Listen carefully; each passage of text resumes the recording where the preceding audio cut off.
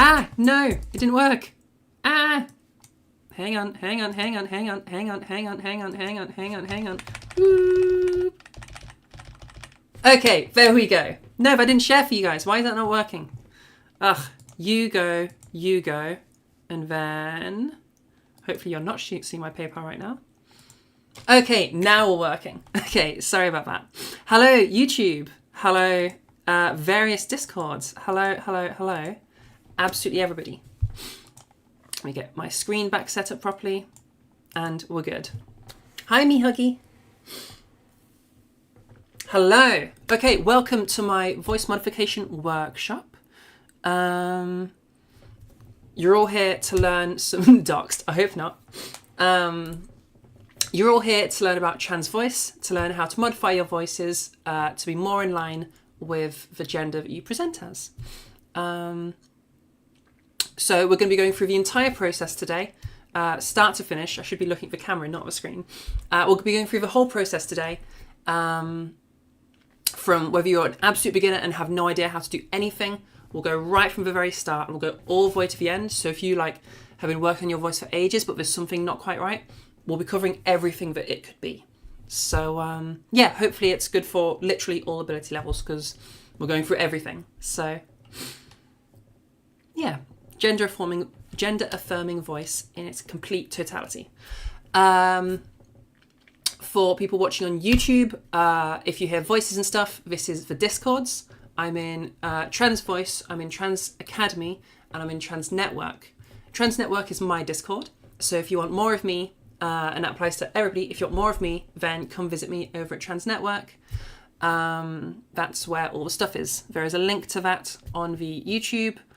On the stream right now in the description, but you can also see it in screen somewhere around here. So yeah, okay, I hope that covers everything. Also, all of this is totally community funded. I don't charge for anything at all at the moment. Everything that I provide is for free. So if you want to help support that, then you can support us over at Ko-fi, ko-fi.com. No, it's ko-fi.com/transnetwork. The link is also below me somewhere. So, yeah. Okay, let's go forward. So, workshop rules and etiquette. Firstly, it's be respectful of the learning environment. So this means don't be shouting out and stuff. Keep things on topic. And yeah, there'll be points where you can ask questions. But I prefer if I'm talking, then try to keep yourselves muted. And then, yeah, I'll let you know when you can join in. Also, be respectful of your fellow attendees. I don't want anybody to be insulting anybody else's voice or critique anybody else's voice uninvited. If somebody asks for the public to, say what they think, then that's totally fine. And you can say that, but keep it respectful. Yeah, we're all learning here. And yeah, just stay on topic. If you do ask questions and stuff, make sure it's stuff to do with voice and to do with what we're doing right now. I don't need to hear about the Lego set you just bought, but I do need to hear about any issues you're having with your voice. And lastly, right at the end, so we'll go through I call it the lecture portion, where we'll go through the main workshop. And then at the end, we'll spend some time just doing one-on-ones with anybody that wants it. Okay? Alrighty. So firstly, who am I? My name's Zara. I've been working on my own voice for just over a year now. It would have been, I don't know when I exactly started. It was either October or November of 2023. So something like that. And that was initially just through literally trans voice lessons on YouTube, a bit of her stuff, and then I also had a private coach who helped me with some stuff. I fell completely in love with voice as I was doing that. And so I'm now here as an aspiring vocal coach, hoping to one day be a proper vocal coach. So yeah, very, very cool. Very good stuff. Okay, who am I not? This is really important stuff. Firstly, I'm not a medical professional. I don't have any medical qualifications. So I can never ever diagnose you with anything. I can never treat you for anything. The closest we ever get to something like that is if I hear something in your voice and I'm like, I would like you to speak to a doctor, then that's literally just me asking you to go have a conversation with your doctor. Doesn't mean you have anything.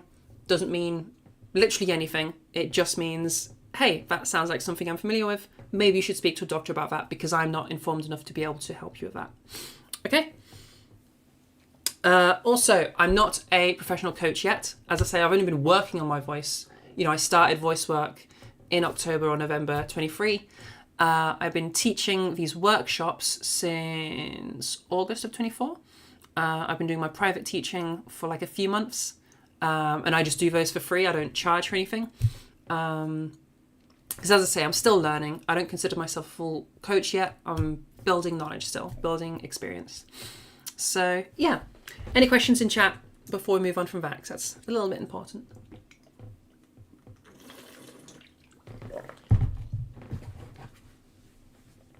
And I can already tell I should have a cough drop now. I've got a little bit of a cough that I'm still dealing with, but it's not so much that I can't do these workshops.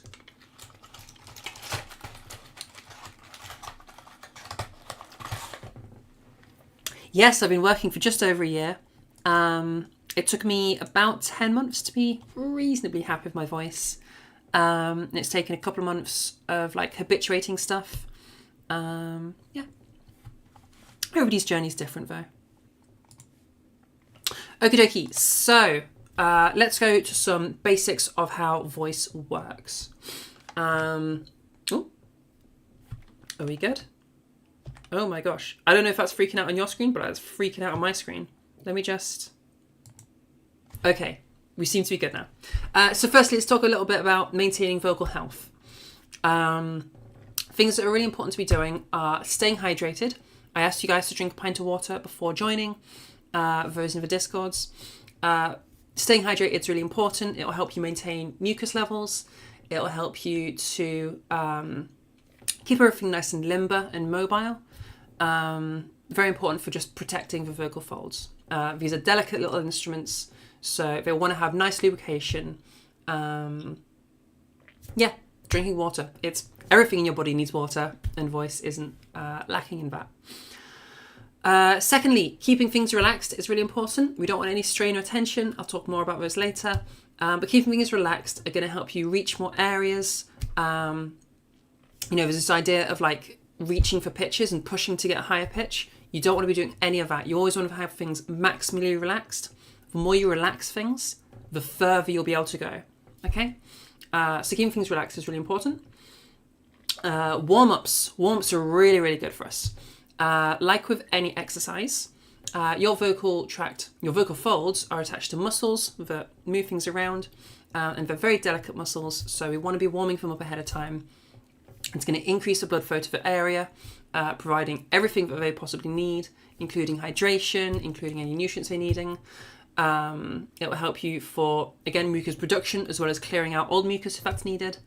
Warm-ups, like any exercise, is really good. And you really, really want to be doing your warm-ups. And lastly there, have fun. It's really, really important in voice that we are like keeping things chill and just having some fun of it. Exploration is like the key to trans voice. And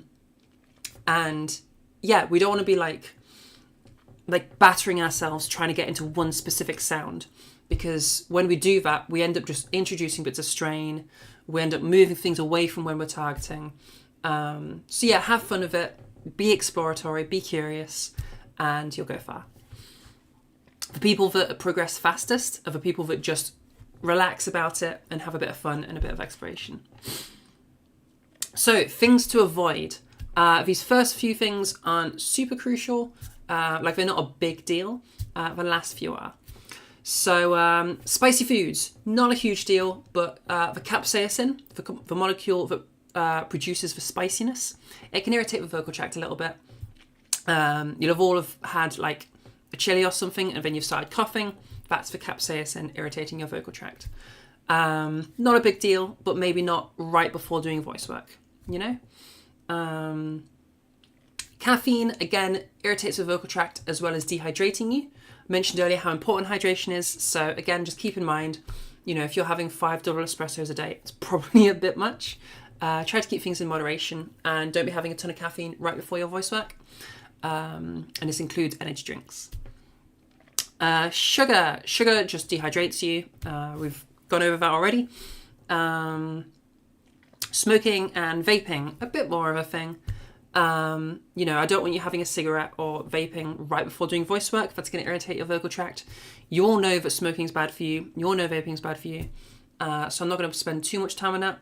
But yeah, I mean, these things cause direct damage to the vocal tract. So obviously they're not going to be good for you. This doesn't mean that you have to quit immediately.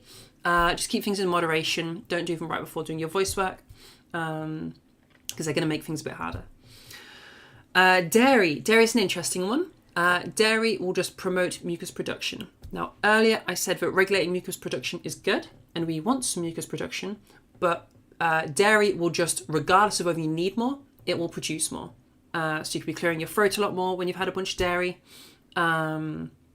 So again, this one's super not a big deal, but maybe like don't have a pint of milk right before doing your voice work. Have a pint of water instead. So yeah, not a huge deal, but just keep it in mind and how it's affecting your practice. Okay, the next three are a bit more important, and I do want you paying more attention to them. Strain, any experiencing of strain in voice, any pain or discomfort, or any tension. These are all big no-nos.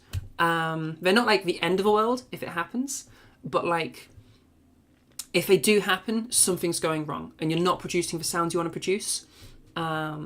So yeah, you should be reflecting on those. Stop, reflect, figure out why it's straining. Is there some extra muscle that's activating that you're not meaning to activate? Are you constraining your voice?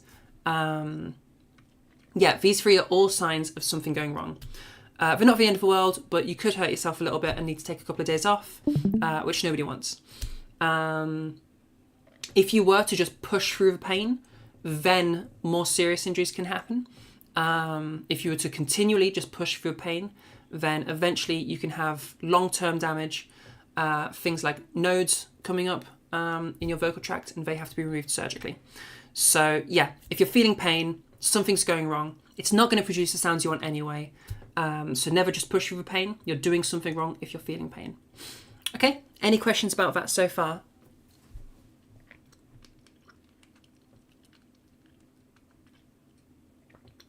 No questions. Okie dokie, let's keep going then. So firstly, how does the voice actually work? What's happening when I'm talking right now? So firstly, there is air in my lungs. You all know what lungs are. They breathe in air. Okay? That air will come up through your windpipe, into your trachea, and into your larynx. Okay? Some people call this the voice box. It houses the vocal folds. So it comes up through the larynx, intersects with the vocal folds, and they're opening and closing. Okay? As they open and close, they do that really quick, by the way. You know, a normal pitch might be 200 hertz. 200 hertz literally means that the vocal folds have opened and closed. Well, they've gone from closed, open to closed again, 200 times within 1 second. Okay? So as they open and close, the speed that they do that controls your pitch. All right? The amount of times a second is the hertz. Okay? Also, as they're chopping them up, the way they chop them up can vary a little bit. I'll talk about that more in the future, but that can apply to things like vocal weight. So if I make this sound right now, this is kind of light. If I make this sound right now, this is a lot heavier. Okay? That's vocal weight. So yeah, they can, that'll apply vocal weight as they open and close differently. And then we can also have some resonance being applied. In that bottom picture, you can see as they're going through the vocal tract, they're then bouncing around. As they go past the vocal folds, the sound that's being produced is then bouncing around the vocal tract, and that's applying a resonance. Okay, the sound is resonating through the tract. All right, so there's those three things that sort of get created as we're talking. Air comes through, intersects with the vocal folds, producing sound. That sound has a pitch, it has a weight. And as that sound bounces around your vocal tract and eventually leaves your mouth, we have resonance being applied. Okay? So, what are these things and how can we manipulate them? Firstly, we'll do a quick breathing exercise to make sure everybody's nice and relaxed because we're going to be doing some actual stuff. All right? So, yeah, if you want to just breathe with me and we'll get going. Okay, inhale. Hold. and exhale.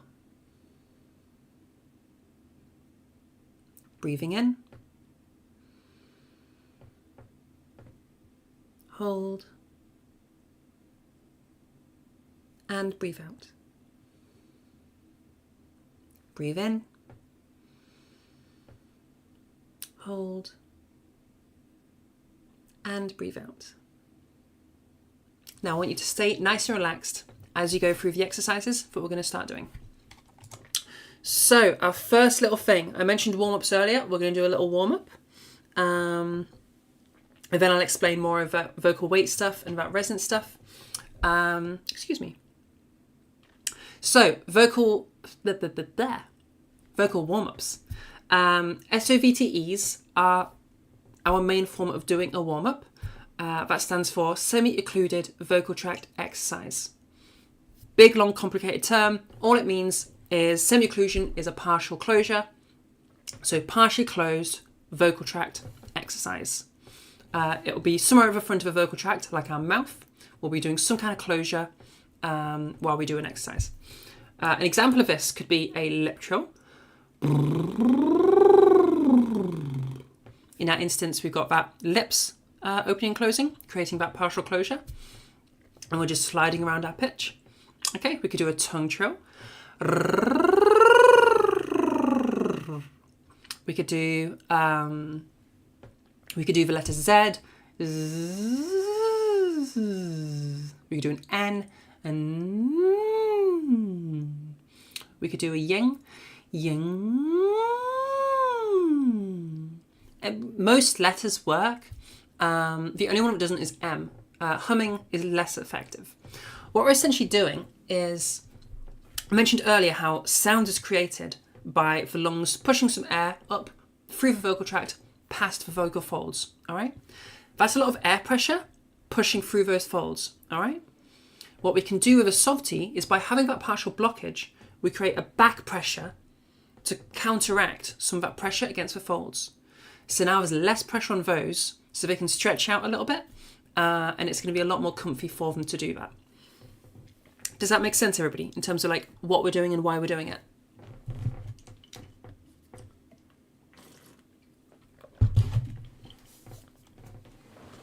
And did I get any straws? Oh, I left my straws downstairs.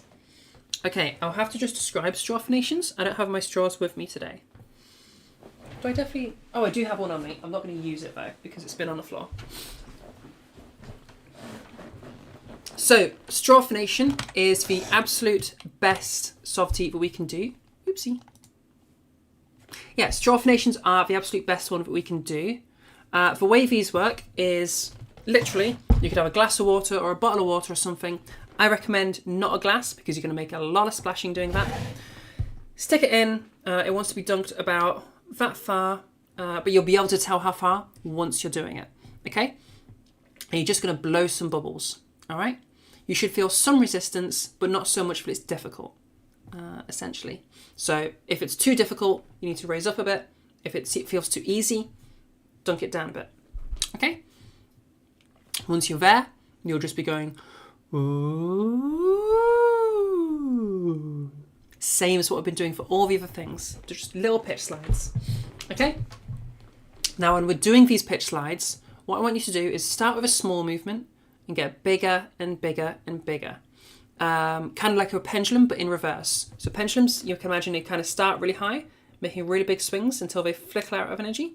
We're going to do the reverse of that. So we'll start with very small pitch movements and get further and further in our pitch range. And remember, we're going up and we're going down. Okay? So, an example of this will be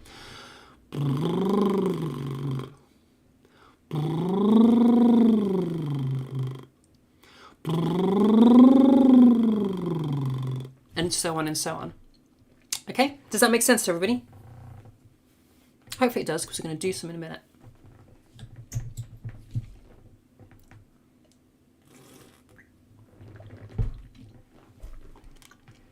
Do you go as high as you can and as low as you can at the end? Yeah. So you're going to end on your max pitch range. But you're going to slowly approach that. Yeah? Okay, well, I don't see many questions, so I'm assuming that means everybody fully understands and you're ready to join in. So I'm going to ask for people to stay muted. It's a very simple thing. You can just copy what I'm doing. And we're just going to do, I'm going to do lip trills. If you find that you can't do this, try the tongue trill, or any of the others that I've talked about. If you have a straw and water, go ahead and do straw phonation. Yeah, lots of options. Hopefully one suits you. Okay, so if you're ready, then yeah, just do as I do. All right.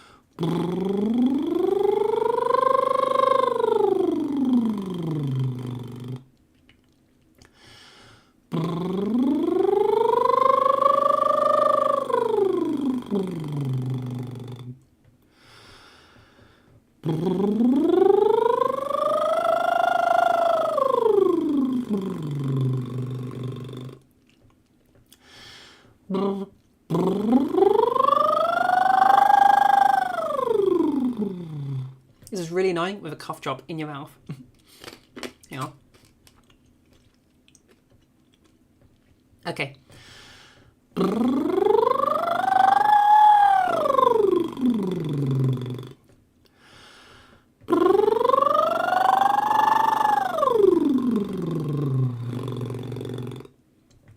Alright, and that was the ends of my pitch range.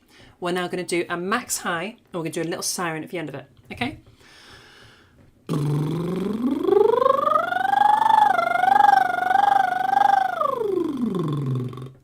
And then the same thing going down.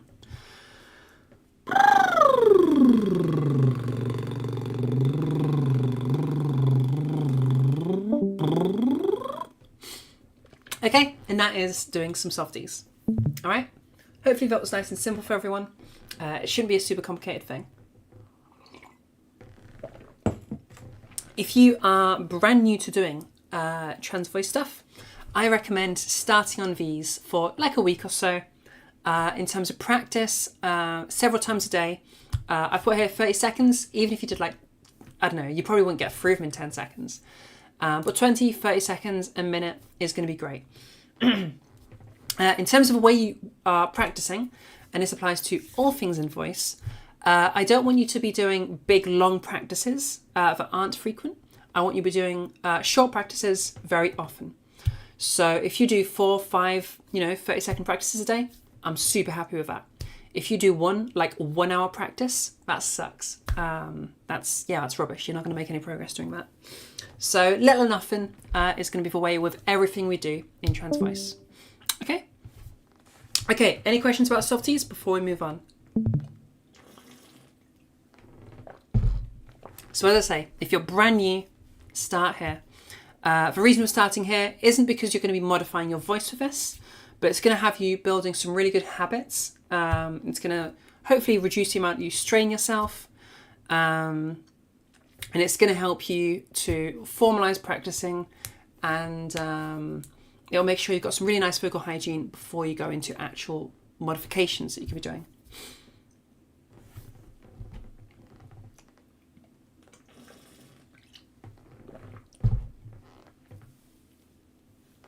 Okie dokie, no questions. Oh, there's a question right now. So you remember me saying that you're a vocal I probably said underdoer. Should you focus on only softies, or should you try doing exercises regardless? Softies are going to be really, really good if you're a vocal underdoer. Okay, let me go over that for a sec. So if you're somebody who barely talks throughout the day, 1 or 2 hours of speaking total a day, or less than that even, you might find that you're a vocal underdoer. Common things are going to be like, if you can't talk for like 10 minutes straight without things starting to get tired, if you frequently do find your voice just getting tired, then you might be a vocal underdoer. These are people that have spoken for so little through the day that their vocal muscles have literally started to like atrophy. Kind of like if you don't go to the gym, your muscles start to get smaller. This has happened to their actual vocal muscles. So that can be a bit of a problem. If you are one of those people, Softies are going to really, really help you because they're literally the exercise to start building that muscle back up. For most of us, voice isn't about building muscle, but specifically for people that have underdeveloped muscle, then for you it is in part to do a building muscle. So what I recommend for those people is Softies, but more often. Do these for like a minute, several times a day, or 2 minutes even, several times a day, and just build up. And hopefully before long, you'll build that muscle back and it won't be a big issue for you. Yeah, you can still be doing, to answer Madeline's question, you can still be doing the other stuff that we do, but make sure you're really, firstly, make sure you don't practice those things for long stints, because I don't want you tiring your voice out too much. And make sure you're doing lots of Softies. Really hammer those Softies. Okay? Also, as a beginner, we can do the other exercises. I would say as a brand new beginner, you can do the exercises with us today, but don't expect to do brilliantly with them because it's your first time. Also, if you're brand new, I recommend start off with your Softies before really focusing on anything else. And then after you've been doing those for like a week, then move into stuff and you'll be totally fine.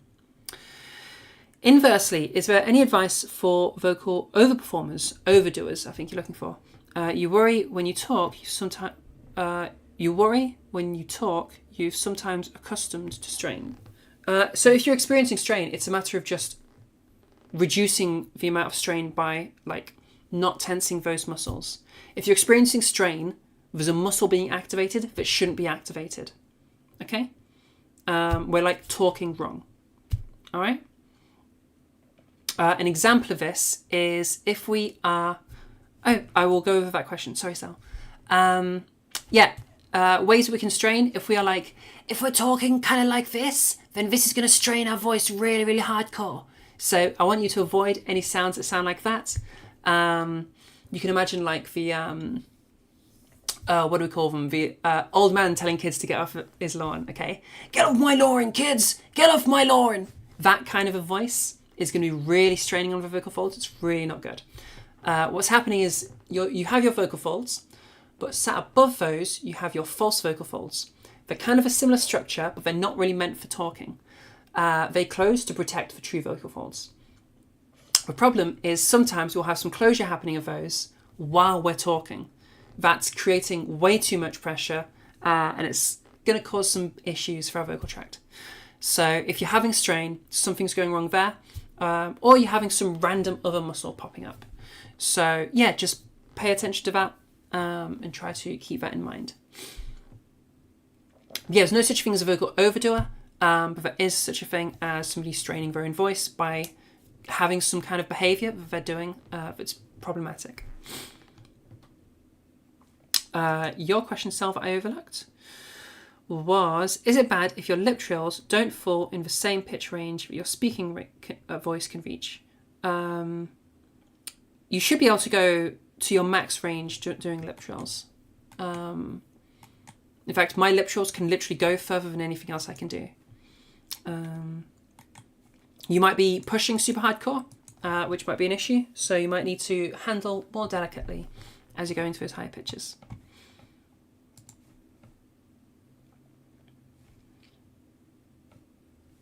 Okie dokie, let's carry on. So I mentioned vocal weight earlier. Let's talk about what that actually is. So I told you that as the lungs push air through, they can intersect with the vocal folds, and that applies pitch. Okay. It also will apply weight because as they're opening and closing, okay, they can be doing that in different ways. For example, they could spend more time closed than they spend open during each of those closed, open, closed cycles. Does that make sense? So like one cycle or like one set of cycles might spend more time closed than open, and a different set of cycles could spend more time open than closed. We call this the quotient, all right, or the glottal quotient. So if they're spending more time closed, then that's a more closed quotient. If they're spending more time open, then that's a more open quotient. All right? And that's going to massively affect the sound. I did it earlier, I'll do it again for you. So if I'm talking right now, my voice is quite gentle, it's quite soft, all right? It's an open quotient, it's a light vocal weight. But if I start increasing that vocal weight, then we're going to have a much more closed quotient. It's a lot buzzier, it's a lot rougher. And yeah, this is a sort of sound we end up creating. If I was to drop back over into my unmodified voice, this right now is a really, really buzzy kind of a voice. It's really rough. Yeah, this is going to be a much heavier vocal weight. Whereas if I talk now, it's much softer, it's much gentler. This is a much lighter vocal weight. Okay? So that's how vocal weight works. All right? Now, in terms of some exercises for you guys to try, I want you to, there's a whole bunch of things we can do. I'll go for a whole bunch and yeah, have a little play with it. So you guys play with this muted, but I'll do this out loud so you can hear what we need to do. So the most common exercise that you'll hear is going to be the baby one. So I'll do that real quick.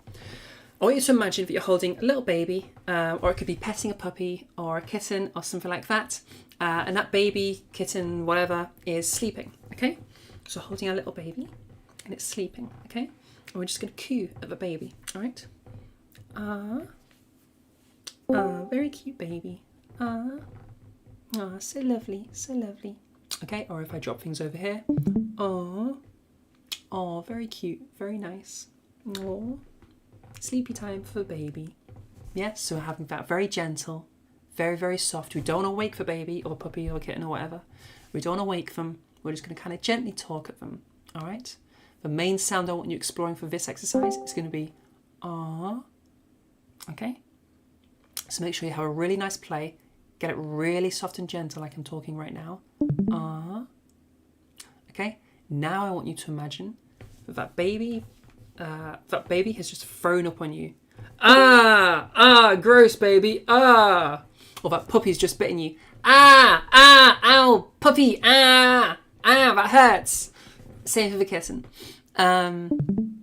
Yeah, that aggressive, or that roughness, that aggressiveness, that buzziness, that's going to be our vocal weight, all right? Being created by the glottal quotient. Does that make sense to everybody? So you can hear the difference between and that buzziness that's in there. Now note, I'm not saying volume, okay?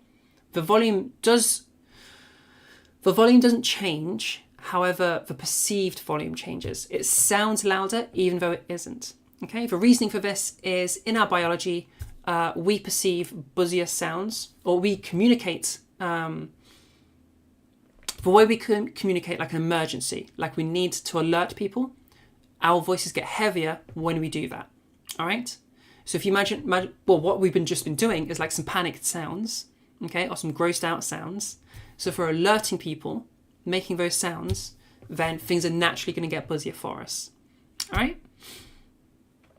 We think it might be like an evolutionary thing from caveman days or something, like a predator alarm kind of thing.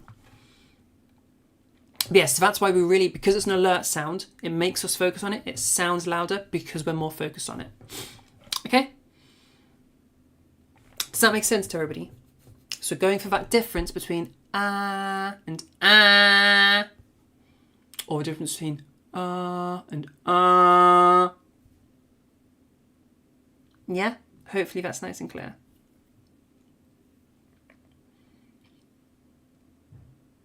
Another thing we can do is we could imagine like the ASMR voice. So if I'm talking kind of like an ASMR person on YouTube, all right, that softly spoken ASMR, they kind of talk like this, all right? So we're talking like this, we're doing our ASMR voice, and this is that. And we can counterpose that with like a sports announcer, okay? Oh my God, they're doing the thing with the sports. It's crazy. I don't know anything about sports. This is sports. Batter up, strike. Go for the Wii Sports person. Nice shot. All of those sorts of things are going to be that sort of sports announcer. And then if I kind of talk more like this, now we have that ASMR thing going on. All right? So I'm talking, I could be all the way down here. I'm talking really gently, really softly. I'm doing my best to keep the volume roughly the same. Yeah, so the volume doesn't change, but the perceived loudness changes. It sounds louder even if it isn't louder. Yeah? Does that sound clear? Do people understand that? How does someone tell apart the perception of loudness versus actual loudness? Good question. You're going to have to learn to just pick those apart. It's going to be a lot of ear training. So right now, if I go like... hang on. If I'm talking right now, I'm talking a lot louder, okay? But I'm still relatively light, but I'm talking a lot louder. Whereas if I'm talking a lot buzzier, you can hear how, even though it didn't get any more loud, it got really, really intense. Okay, so that's going to be the difference. You're just going to have to get a vibe for it and get an understanding through ear training.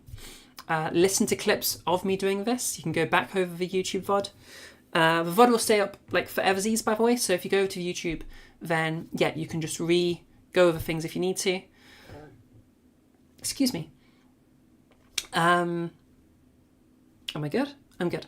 Okay, yeah, you can go back over anything that you need to go back over. And yeah, do all the training that you need to do in terms of ear training. Could it be like a golf announcer? I don't know how golf announcers specifically sound. But if golf announcers sound like the Wii Sports dude, then yeah, sure. As long as they got that buzziness to them, that roughness. Okay? If they're talking like really gentle, then no. It's like in snooker. In snooker, they talk really gently. All right? So that would be no good. Or at least that would work for the lighter vocal weight. It wouldn't work for the heavier.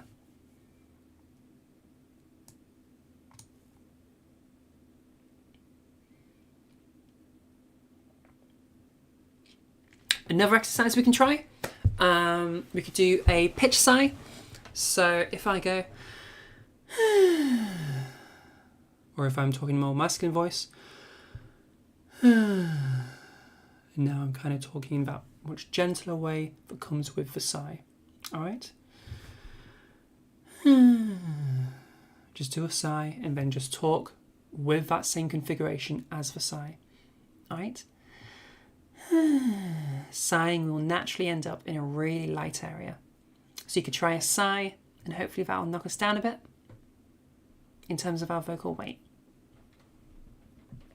Last other thing I can think of that we can try, if you're really struggling with all of these, because there's loads of different ways that we can do this, it's just trying to find something that plugs in for you. We could try the yawn voice. So if you do a big yawn, it's kind of similar to the sigh thing, but a yawn will instantly get us to a really dark resonance, which we'll talk about next, but it also gets us into a much lighter weight, okay? So now I'm talking with a lighter weight. If I just start moving this, I'll keep that gentleness, but I'll move it over to normal talking, and then I end up with a much lighter weight in my normal talking. Or if we're starting from a more masculine area, I can't do this without actually yawning. I could move from here and then start talking more in my normal voice, but keeping that lightness, okay? And now I'm in my normal kind of a voice while keeping things nice and light. Yeah? Hopefully that makes a reasonable amount of sense to everybody.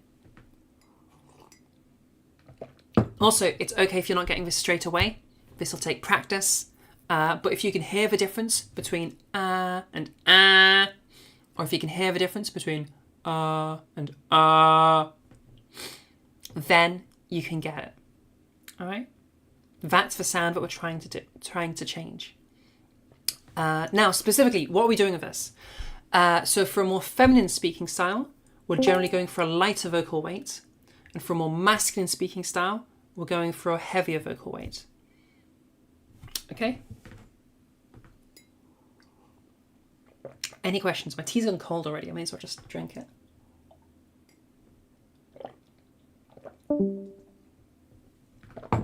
Okay. Yeah, any questions at all?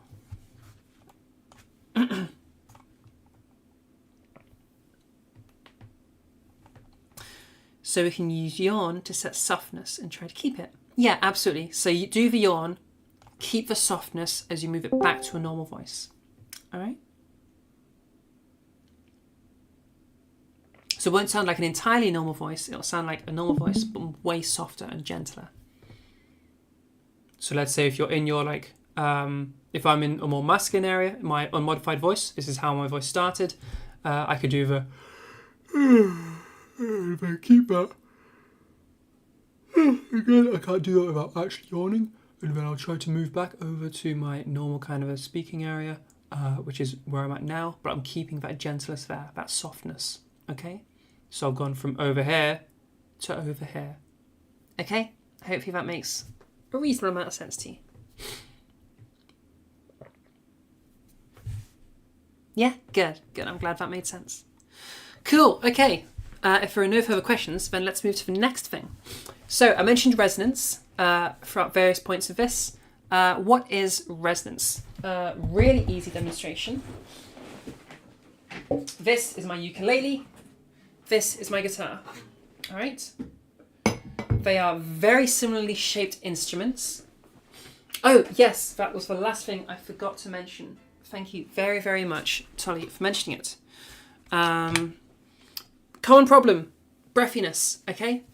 You'll notice when I'm doing this, I'm not doing this, okay? I don't sound like this. I sound like this, all right? There's no extra breathiness happening. Or if I go into my more masculine voice, okay, I'm nice and gentle right now. I'm not sounding like this. I'm sounding like this, okay? So I don't want anything like this that I'm hearing right now. I just want this, okay? So nice and gentle, but your breathing should be the absolute same as it was before. Nothing should change there. In terms of if you are struggling with breathiness, lean into the problem so you can pull back again, all right? So exhale more as you're talking and then try to exhale less from there. Hopefully that makes sense, all right? Breathiness is literally just exhaling more air as we're talking. So if you're finding that that's happening, then lean into the problem, learn how to do it intentionally so you can then intentionally start removing it again, all right? Hopefully that makes enough sense. Okay, now we'll go over to resonance. So, resonance, as I was saying, ukulele. Whoop. Ukulele. If I was to tap, so I'm muting the strings. This is kind of like my vocal folds not being used. And I just tap the body of a guitar. Sorry, the body of ukulele. It's going to make this kind of a sound. All right. Now I'm going to do the exact same on my guitar. All right. Strings are muted. Okay, totally different sound. One was a lot larger. One sounded a lot darker. Okay. Or deeper, we might say. All right. That change, the only thing that's changed is, because it's just the two bodies, all right? The only thing that changed is that chamber of air was bigger on the guitar and smaller on the ukulele. It has a massive impact on the sound being created. All right? Now in your own voice, we have similar chambers, all right? I mentioned the larynx earlier, that our air comes from our lungs up through our vocal tract, all right? That's a chamber, okay? So we have our larynx as a chamber, we have our mouth as a chamber, we have our nose as a chamber, and we've got our lips as a chamber, all right? Now our lips and our mouths are busy doing stuff, okay? Our larynx, however, is not busy doing stuff. Your larynx is your Adam's apple. Both men and women have them. Whether you're cis, trans, whatever, everybody's got a larynx, all right? You need it to be able to make sounds. So, you can see my Adam's apple right about there. So you can hear me talking in my more feminine manner right now, but if I was to drop down into my masculine, you should be able to see the larynx has just dropped a bit. Yeah, we're like down here now. Okay? I can't actually see because obviously I'm talking to you guys, so I'm just kind of like feeling around. So, if I was to move it up, now it's over here and things sound a lot different, okay? We can literally even do the test that we did on the guitars on our larynx. So I'll move nice and close to the microphone.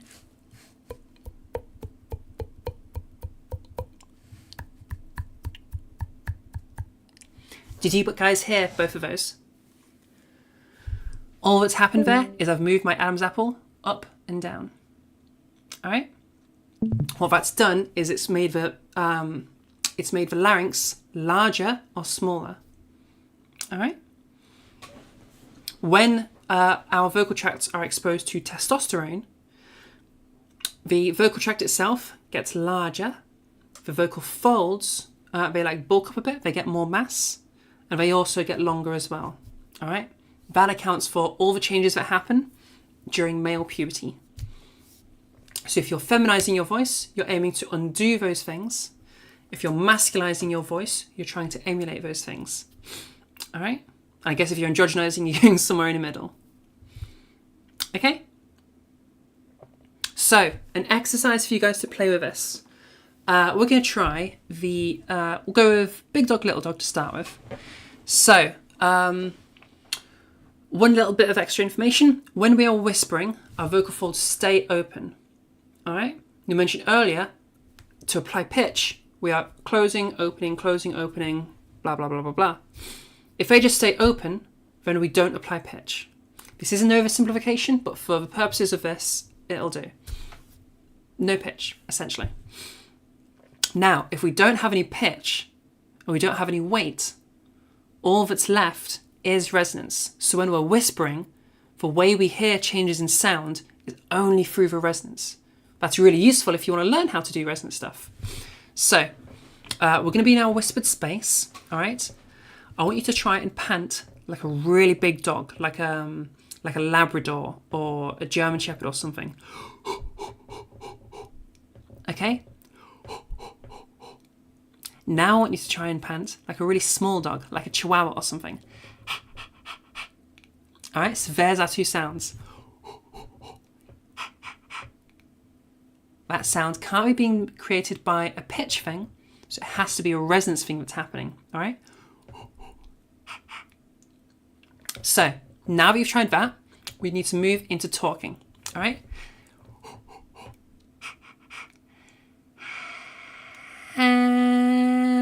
1, 2, 3, 4.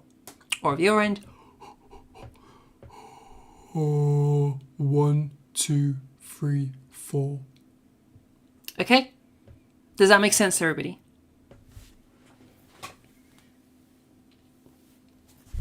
And by all means, with your mics muted, have a little go of that at home.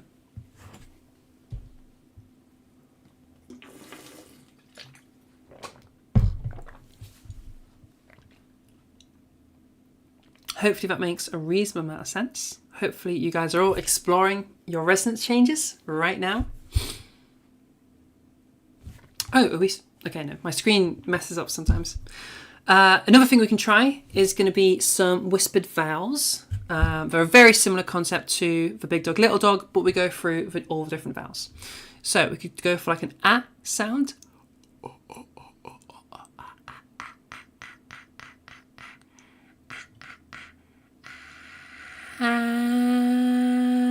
Ashes to ashes. I usually go from whatever vowel I'm going with. I'll usually start the sentence that I'm going to speak with that same vowel. Okay, makes it a bit easier.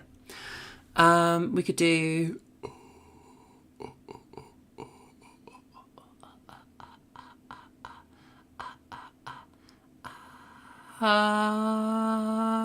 under the table.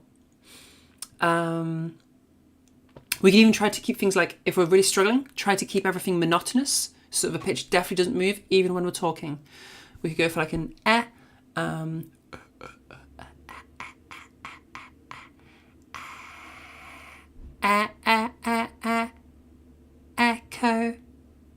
keeping things monotonous.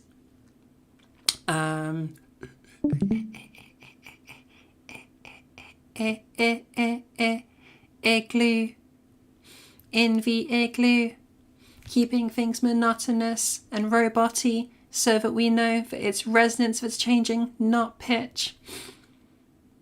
Okay, that's going to be a really important rule when you're working with resonance. All right, resonance, not pitch. some things we can do to test if it's resonance and not pitch what we're moving. If it's pitch, you'll be able to do things like this with the movement you're doing. That's going to be a pitch movement. But if things sound more like that's going to be a resonance movement. Okay? It's our larynx moving up and down. We'll even be able to see in the mirror, if I show on camera.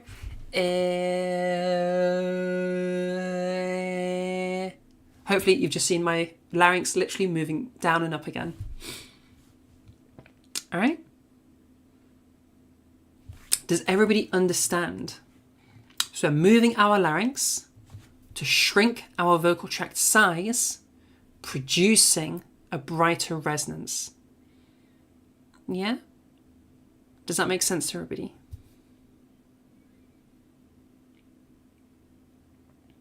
Or we're lowering our larynx to create a larger vocal tract to darken our resonance.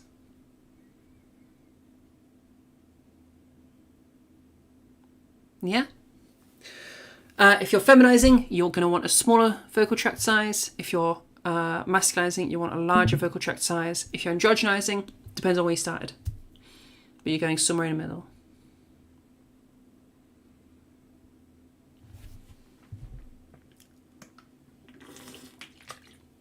Obviously, the common problem, I've been referencing it over and over again, is resonance, not pitch.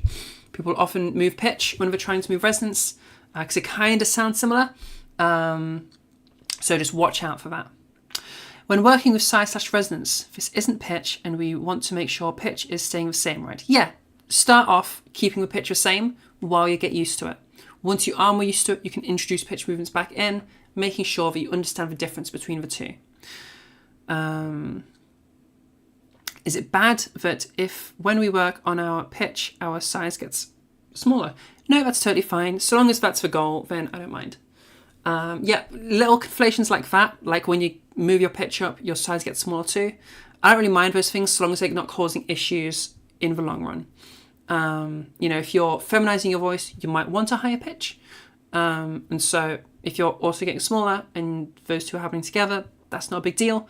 So long as when you do try to get smaller, you can just get smaller. Yeah? I don't want to be telling you to get smaller and then you just raise your pitch and nothing happens with your vocal tract size. All right?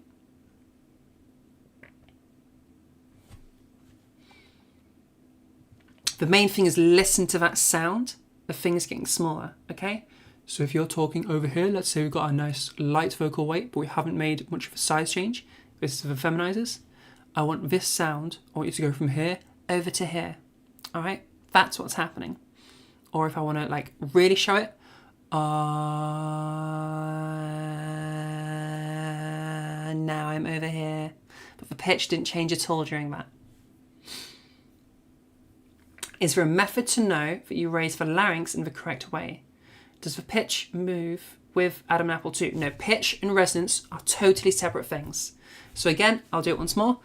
Right now my pitch isn't changing at all. My pitch still hasn't changed.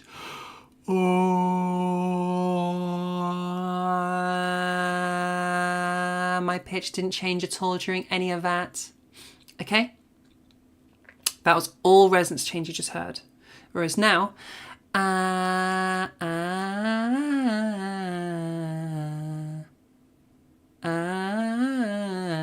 that's all the same resonance. It's just different pitches.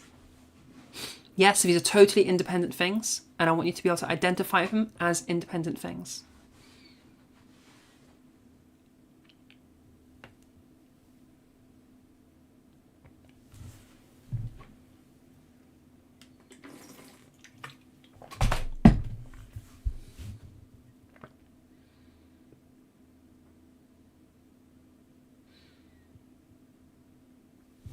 Is there anything else I want to say on that while I wait for questions?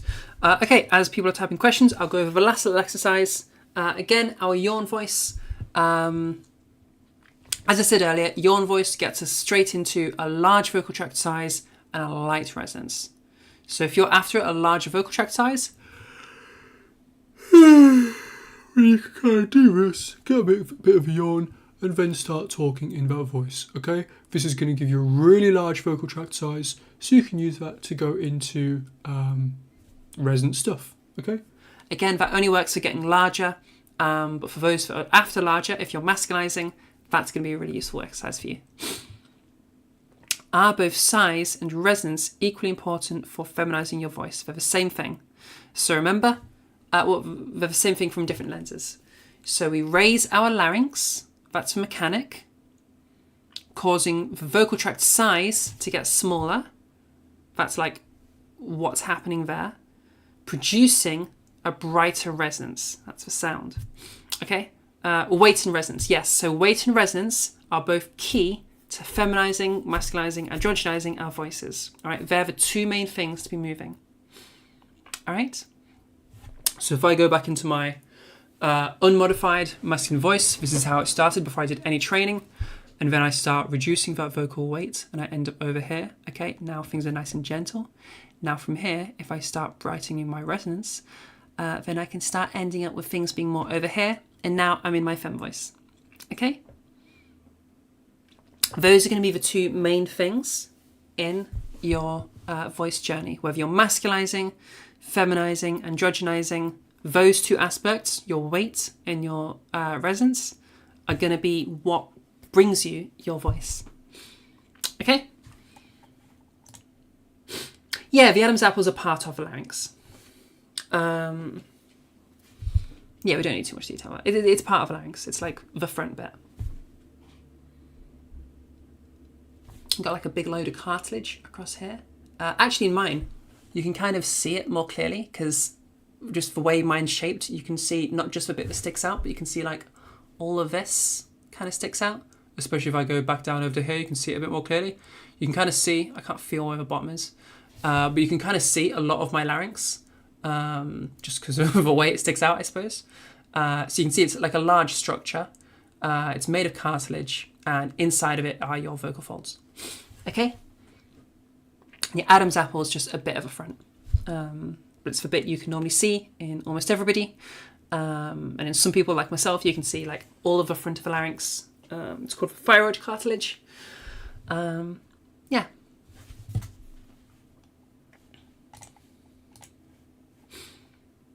Okie dokie, let's keep going. So, vocal fullness.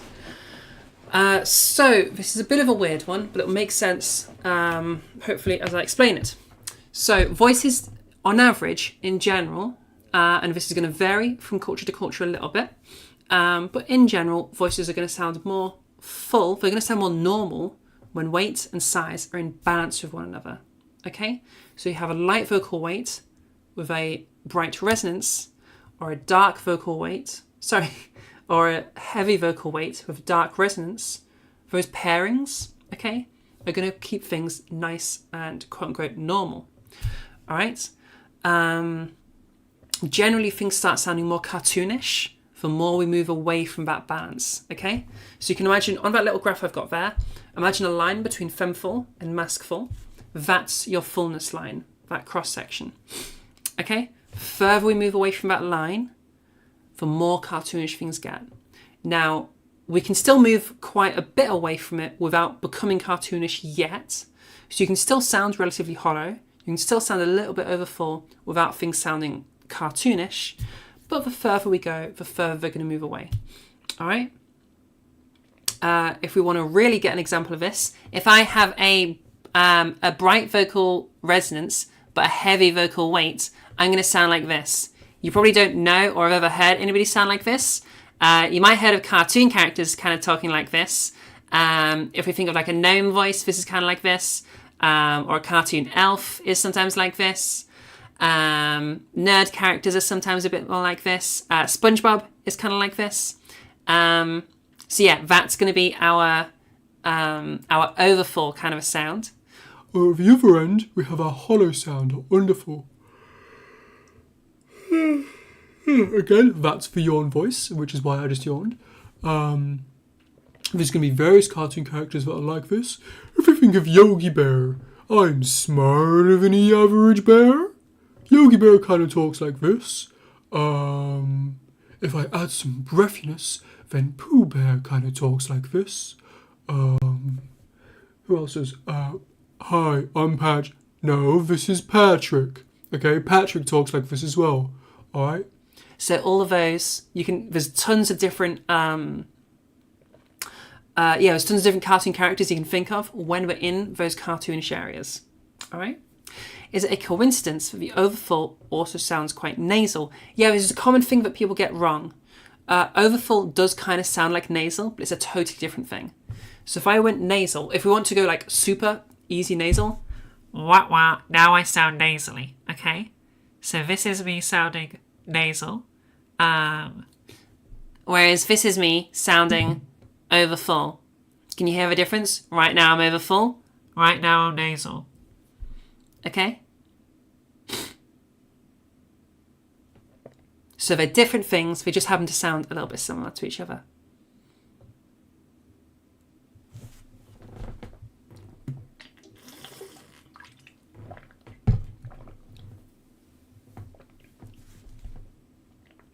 So if you find yourself, that can be a little cheat code. If you find yourself sounding nasally, but it's not actually nasally, like when you pinch your nose, it isn't actually sounding like that, then it might be if you're overfull and you want to shed some vocal weight. Yeah? Any questions about fullness? This could be a really fun graph to like play with in your training as well. Once you feel like you've got a bit of a grasp of weight and you've got a grasp of resonance, I would say play around with this vocal fullness chart. Okay? So start anyway. You could start over here, start hollow. I literally can't go here without yawning. Okay. We could start really, really hollow, and then we could say, just draw a circle. So we could start over here, move things over to femme full. We could then start moving things over to overfull, back over to our masculine, and then over to overfull, hollow again, sorry. And that can be like really helpful understanding like these various elements of voice. Is there some kind of program that can map you onto the chart? I'm afraid no, there isn't. This is something where you're really just going to have to build an ear for this. I'll go through this chart once again so you can like go back over this clip on the YouTube, so you can like practice this a little bit and like listen and train your ear a little bit.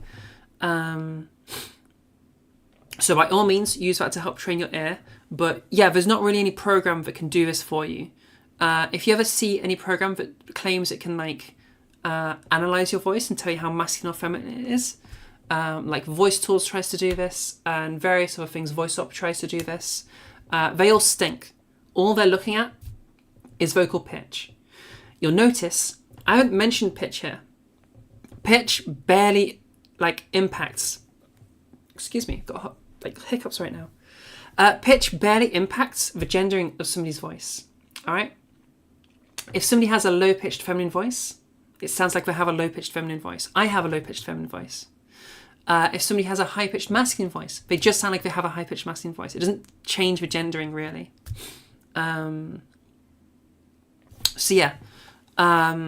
This is something you just have to train with your ear, I'm afraid. There is a website I've seen that claims to be able to do this. It also sucks. So if you see a particular website that's like trying to plot you on this graph, it sucks. I've seen people literally like create a hollow voice and it says full femme. I've seen like people will do voices that I know are a particular area of this graph and get like the complete opposite reading. It sucks. I'm sorry. It is what it is. This is something where you just have to learn it. If you are struggling though, by all means join my server, and I have a little voice feedback thing. So you can submit a clip and be like, hey, what's this voice? And I can just tell you. So absolutely use other people.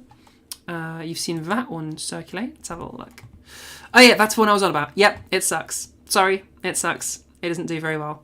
Look at me as I'm talking. How do I make it do the thing? Can I not do it live? Do I have to like upload it? That's just gonna. The moon. No, that's gonna play other people's. Okay, I would have to just upload it, but. Point is, it sucks. I'm sorry.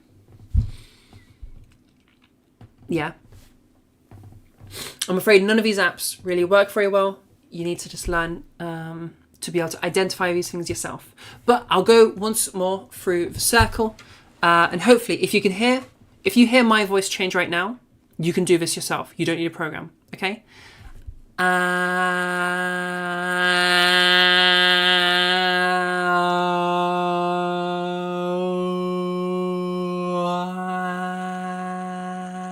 Okay? I just went all the way round, starting from fem to overfull to mask to hollow, back to fem.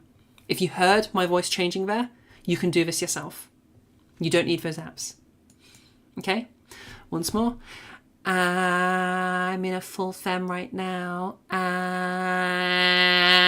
in an overfull right now. Now I'm in a mask full. Now I'm hollow.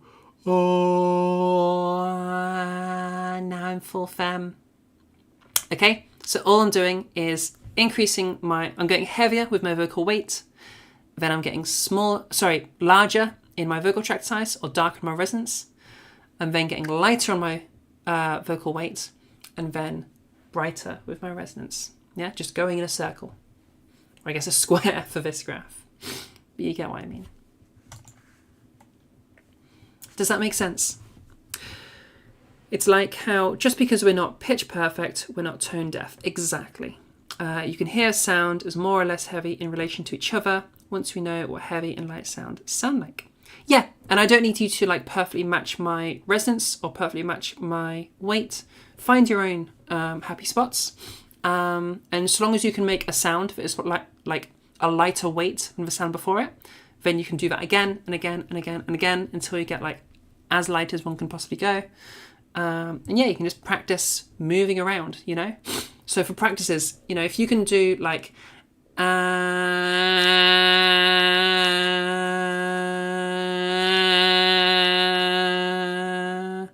or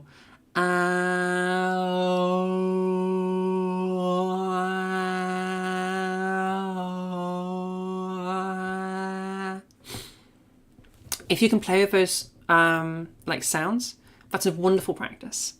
Or you can use any of our exercises that we've gone through, again, to practice these things, to help you learn the difference between these sounds. All right? Hopefully that makes total sense to everybody. Let's do a quick recap. That's not my next slide, is it? No. Okay, a quick recap. So, if you're brand new to voice stuff at all, start on your softies, just to get us into a nice bit of vocal hygiene. Make sure things are nice and safe as we move into like actual stuff. Once you've been doing your week of softies, you've passed the beginning course, you can move on to some gender stuff. I would say the feminizers start with vocal weight. The masculizers start with resonance. If you're androgenizing, then it depends on where you started.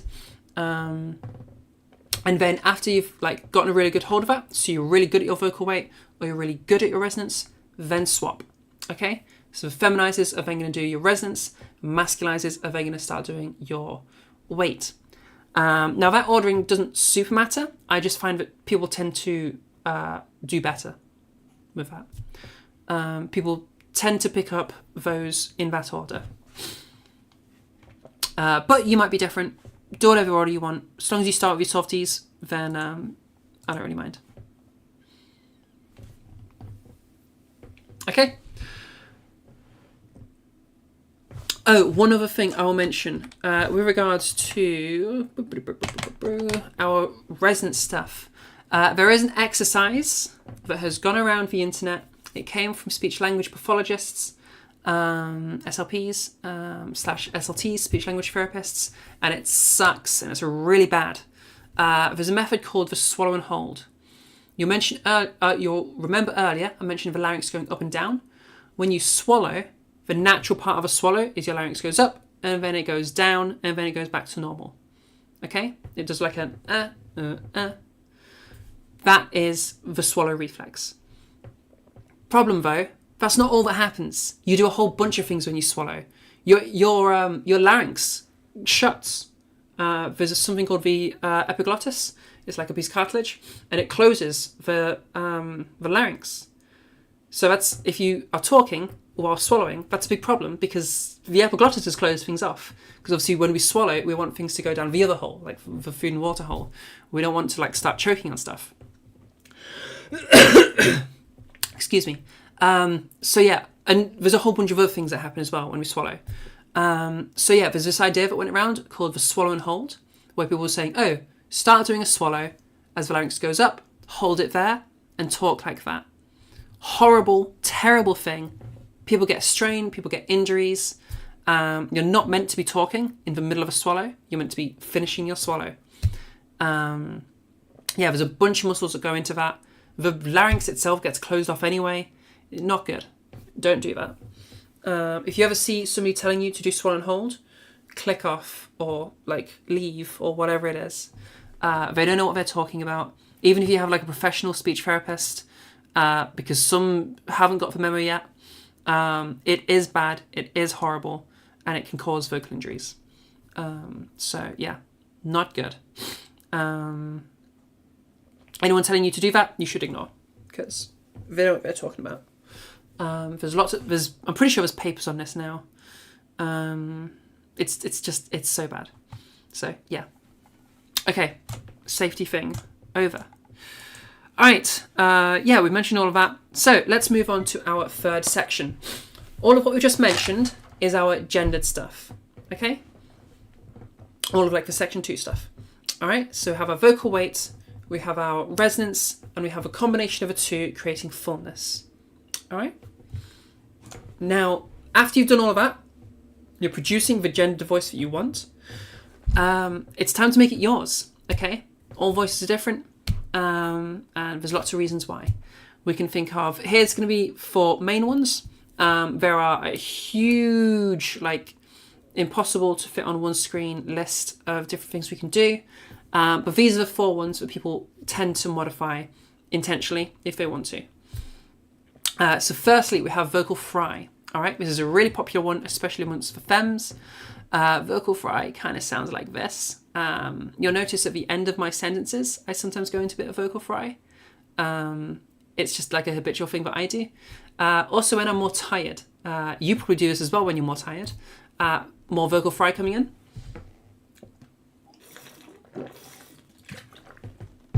Super, super common. Vocal fry also allows us to get into lower pitches. So if I start going, and then I end up getting into some vocal fry. So if I want to maintain my normal voice, but I want to go for like a really low pitch, then I'll add some vocal fry to do that. A nice little trick we can do, because humans will associate fry with going a little bit lower, then we can kind of trick people into thinking that something's hard for us when it's actually easy. This is only for femmes, but what you can essentially do is imagine this is your pitch floor. Every time you go to here, you could add some vocal fry, sort of sound like that's your pitch floor, okay? So you can pretend that it's like really, really difficult for you to go all the way over here, and this is like really, really difficult for you, even though actually you can go all the way over here. You know what I mean? So that's just like a nice little thing that you can do. Love this voice tech? Yeah, it's a really fun one. Nice little trick we can play on everybody. Yeah, pretend that you have a really high pitch floor. Because you're just born with that. It's my anatomy. I can't go really low. You know? So that's a fun little thing we can do. Pitch, I consider this a gendered 0.5 thing. It's like gendered, but not really. There are averages. So on average, women speak with a higher pitch than men do. However, this isn't like a hard rule. As I said earlier, you can have a lower pitched feminine voice like mine. You can have a higher pitched masculine voice. And they don't affect the gendering of your voice at all, really. So yeah, do whatever pitch you want. A popular one for the femmes is like G3 is quite popular. A3 is quite popular. A3 is like 220 hertz. G3 is like 193 hertz, I think, off the top of my head. Popular one for the masculizers. Ooh, can I even remember? I'll be honest, I don't remember the masculinizers off the top of my head. But just put your pitch wherever you want it to be. If you want lower pitch, go lower pitch. If you want a higher pitch, go higher pitch. It doesn't matter. It doesn't matter at all. Some people find that a lower pitched femme voice sounds more femme. So who cares? It really doesn't matter. Breathiness I mentioned earlier. Just exhale more into your words and it will sound breathier. So if I start exhaling more as I talk, this is where things end up, and it sounds like this. This is breathiness. It's super, super simple. Just breathe out more as you're talking, okay? What pitch range are you roughly? I'm usually around... I vary a little bit from like an F3 sometimes. I think F3 is about the lowest I go. F3 to G3, sometimes G sharp 3. I have a relatively lower voice, so yeah. You could voice a documentary with a breathy voice. Yes, so if we're talking kind of like this, then this is going to be our breathy voice. Some people call this the mommy voice. You have a lower pitch, you have a breathiness, and this is where you end up with that. Just play with it, see what you like. Twang. I'm not really good at twang, but we're going to give it a go. What time is it actually? Oh, not too late. Twang makes things a little bit louder and a bit brighter. And kind of messes with sound a little bit. I'm always cautious with it because it makes things louder, and I do have neighbours and there are very thin walls. But fuck it, they can be mad at me just for today. So I want you to imagine for twang, we do need an exercise to try it. Imagine you're like a cartoon baby, and we're going to cry like a cartoon baby. We're going to go wee, wee on that That's where things are getting twangy. So then bring that same into our talking. Wee, now I'm kind of talking with a bit of vocal twang. I will often end up kind of going like American South with it, because if you go American South, they tend to use a lot of twang in their voice. So if you happen to have that accent, you might already have this aspect. But ideally, you do want to be able to use this in your normal voice if it's something that you want to use. If you're trying to do that accent, vocal twang will help you. If you're trying to get a bit louder, vocal twang can help you or project things a little bit. What does twang do? It kind of makes things sound more like this. So now I'm kind of using I'm using really heavy twang right now. I could bring it away a little bit. It's going to project things a bit more. It's going to brighten things in a really specific way. It'll sound more like this. So if you like this kind of a sound, then this is vocal twang. And again, we can use our wee to kind of end up in there. And then bring that into our normal talking. Or could you also use like a witch cackle? Like a and now we're kind of talking like this again, alright? So this is our vocal twang. I'm so used to that being American South accent. I can't not do that anymore. How does it differ from being over full? Yeah, it does kind of sound over full, and I hear that too. Let's see if I can play with it to make it less over full. Wee. Yeah, I'm definitely not over full right now, but I do have that vocal twang coming in. So, I think because it makes things louder, you might be hearing that twang. But yeah. What about nasality? I guess if you wanted nasality, then that could be a thing. So if we wanted more nasality, then villager voice. So if you want, it kind of sounds similar. Yeah, a lot of these different things can sound a little bit similar because the different things that are moving in our mouth, but it is different. So if I was to make a villager sound, and now I'm kind of talking like a villager. Now I kind of got a nasality thing going on. Okay, so this is nasality. I don't tend to really talk very nasally. You can always test it by just pinching your nose. Then you go like super, super crazy nasally. There's like insane amounts of nasality.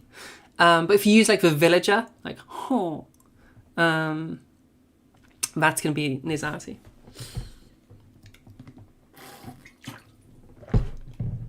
Technically, that's hypernasality? Something like that, I don't remember. Would Snape have a nasally voice? I don't think I remember him having a... I don't think he does, no. It's been ages since I've heard Alan Rickman. I don't think he does. Yeah, Lois Griffin has a really good nasal femme voice. I think she has some vocal twang going on as well. Again, it's been ages since I've heard... I don't watch stuff anymore. I don't watch TV.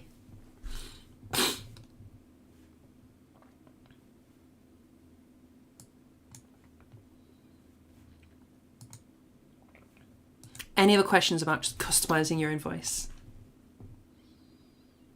Fran Drescher. I don't even know who that is.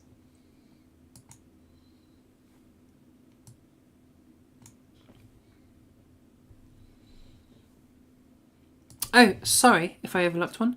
Is there something called perceived pitch versus actual pitch?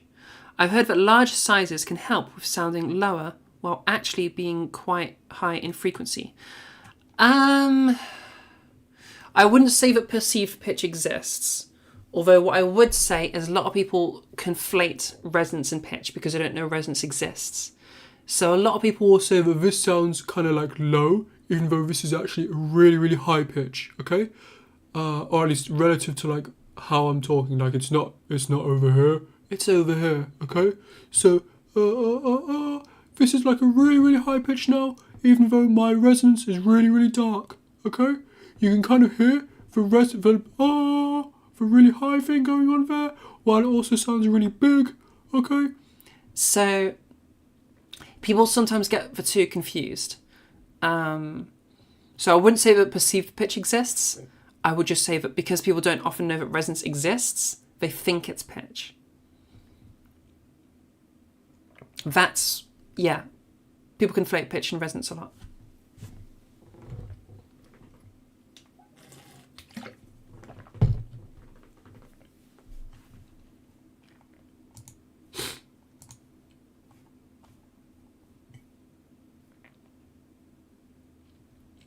I can see typing.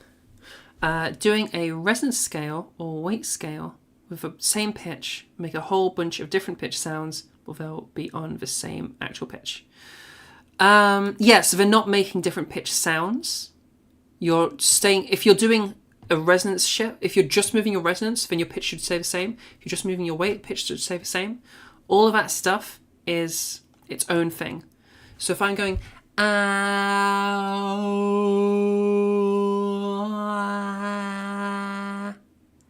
pitch didn't move at all there.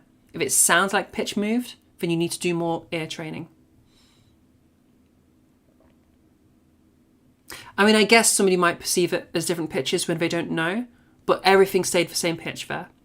And to somebody that is trained, they won't, or like, yeah, to anybody that knows that resonance exists, they will hear that the pitch didn't change. Like you can hear the monotony. Like if you listen for it,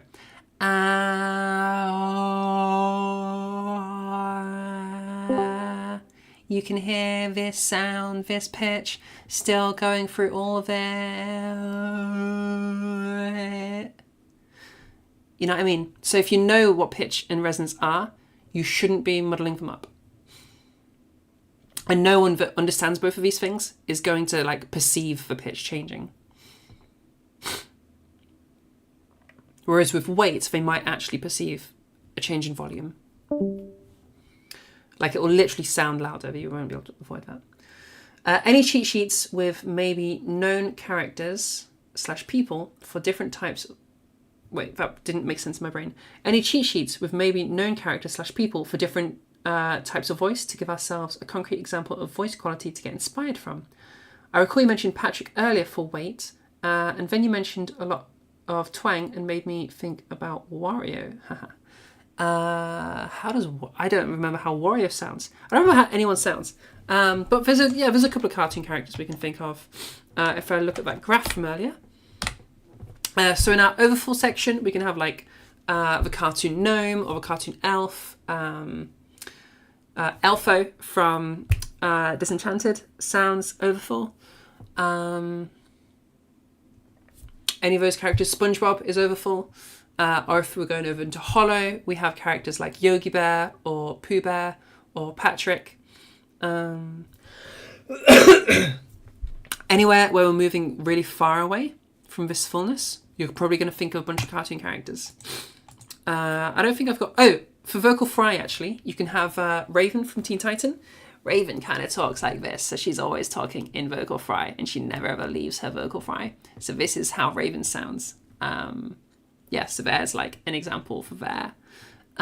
Pitch, you know what pitch is. There's going to be high pitch characters and low pitch characters you can think of. Can I think of a breathy character off the top of my head? I don't think I can. Same with twang. Twang, south of like the southern states in America. American South, that's going to be twangy. Yeah. There's my examples. That's the best I got off the top of my head. But absolutely, mimicking different characters and stuff can help you with this. Kind of unrelated to customization, but you had a really bad cold and sore throat at the start of this month, and now you're kind of worried how far it sent you back. Even if you get set back to ground zero, would you be able to at least get back on your feet sooner? Yeah, I imagine that you won't move back far. You might have to like redo a couple of exercises to like remember how to do them, but you'll probably get it back very quickly. I know one of my students had to take like a 2-month break, and then within a week or two was back where they were before that 2-month break. So you should be able to get it back pretty easily. Excuse me. Remember this stuff, we're not, unless you're specifically a vocal underdoer, and then like your muscles might have atrophied a bit, but in terms of these different things that we're learning, our vocal weight stuff, our vocal resonance stuff, all of that, any of these things that we're mentioning, this customization stuff, this is learning skills. It's not building muscle. It's kind of like riding a bike. Once you know how to do it, you know how to do it. You might have to like spend like 5 minutes riding to like get the hang of it again, but you won't have forgotten it.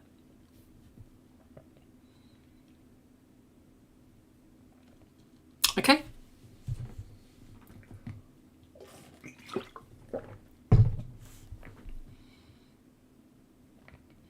I can see Ella Baffrey typing, so I'm just waiting on her. Boo. Thank you. You'll get yourself some of those examples written down because you feel it helps.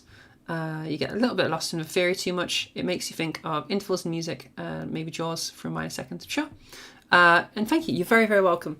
If you're struggling with any of these things, go through the exercises.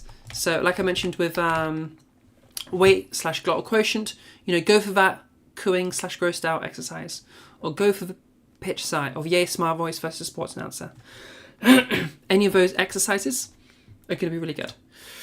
Again, for the size and resonance, do these whispered things. Excuse me. We could do the big dog, little dog. That's a really good one. Everybody loves this one. The whispered vowels, a really good one. Do these exercises. They're going to teach you how to do it. And then from there, start branching out and just doing different stuff.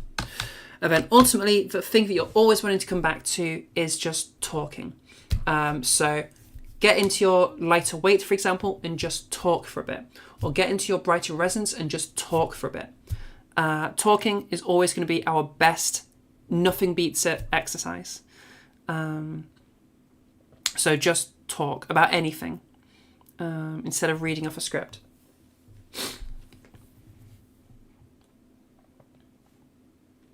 Okay, our last little thing. So, speech pattern stuff. This is a bit of kind of thing. Speech pattern stuff is super highly cultural. So when I'm talking about certainly North America and the UK. I can't speak with full confidence on other areas. I know Latino areas are a little bit different, and they tend to be a bit over full. But yeah, so this is like super cultural. I want you listening to the people around you, but have your target voices. Listen to like actors and actresses that sound like you want to sound. Listen to example voices and like target voices to figure out their speech pattern stuff. If this is something that you decide you want to change, you don't have to change this. If you're getting everything I've said earlier right, you probably won't need to change this. But if you want to, you can. Some people also, their speech pattern will just change because they're thinking femme and their cultural understanding will take over and they'll go for more feminine speech pattern or vice versa, masculine. But for those that specifically decide they do want to change this, I was one of those people. I decided to change it. It didn't come naturally to me, so I learned to change it. Yeah, we're going to go over that, speaking for the cultures that I can speak on, which would be North America and the UK. Yeah. So a couple of things that happen in these specific cultures. Again, everything is in general and big grain of salt and all that malarkey. Again, there will be women that you probably know that break all of these rules and still sound entirely feminine. So, okay. So we can talk about sharpness a little bit. A sharper voice is going to be clearer, less muddy, more sharp, I suppose. An example of a sharper voice, if I use the letter T, the T consonant, T, T, T, terrible, Tony, I don't know, that sentence completely left my brain as soon as I started saying it. But that T is going to be a much sharper sound than a Ch, okay? So instead of saying terrible Tony, we're saying terrible Tony. Do you hear a difference between that T and that Ch? Yeah, one's muddier, one's less clear, all right? If we're really strong with this, imagine a closed hi-hat. When we tap it, it goes t, t, t. But when it's open, it'll go ch, ch, ch. All right? That's that difference. There's a few different syllables this applies to. We can think of the T versus the Ch, or the D versus the J, or S versus Sh. Okay? Things sound a little darker if they're less sharp, and they sound a little muddier, a little less clear, and that generally is going to lean us more towards masculine. If we want from sharper, then more towards feminine. So again, it's going to be a S, S instead of a sh, sh, or a D, D instead of a j, j, or a T, T instead of a ch, ch. Terrible Tony, it doesn't say anything. Whereas terrible Tony doesn't say anything. If you're going more masculine, things will hopefully be a bit easier for me to do that in a more masculine voice. Terrible Tony. Yeah, it's much more fluid for me. Doesn't do. Do you hear that? Do, as opposed to do, duh.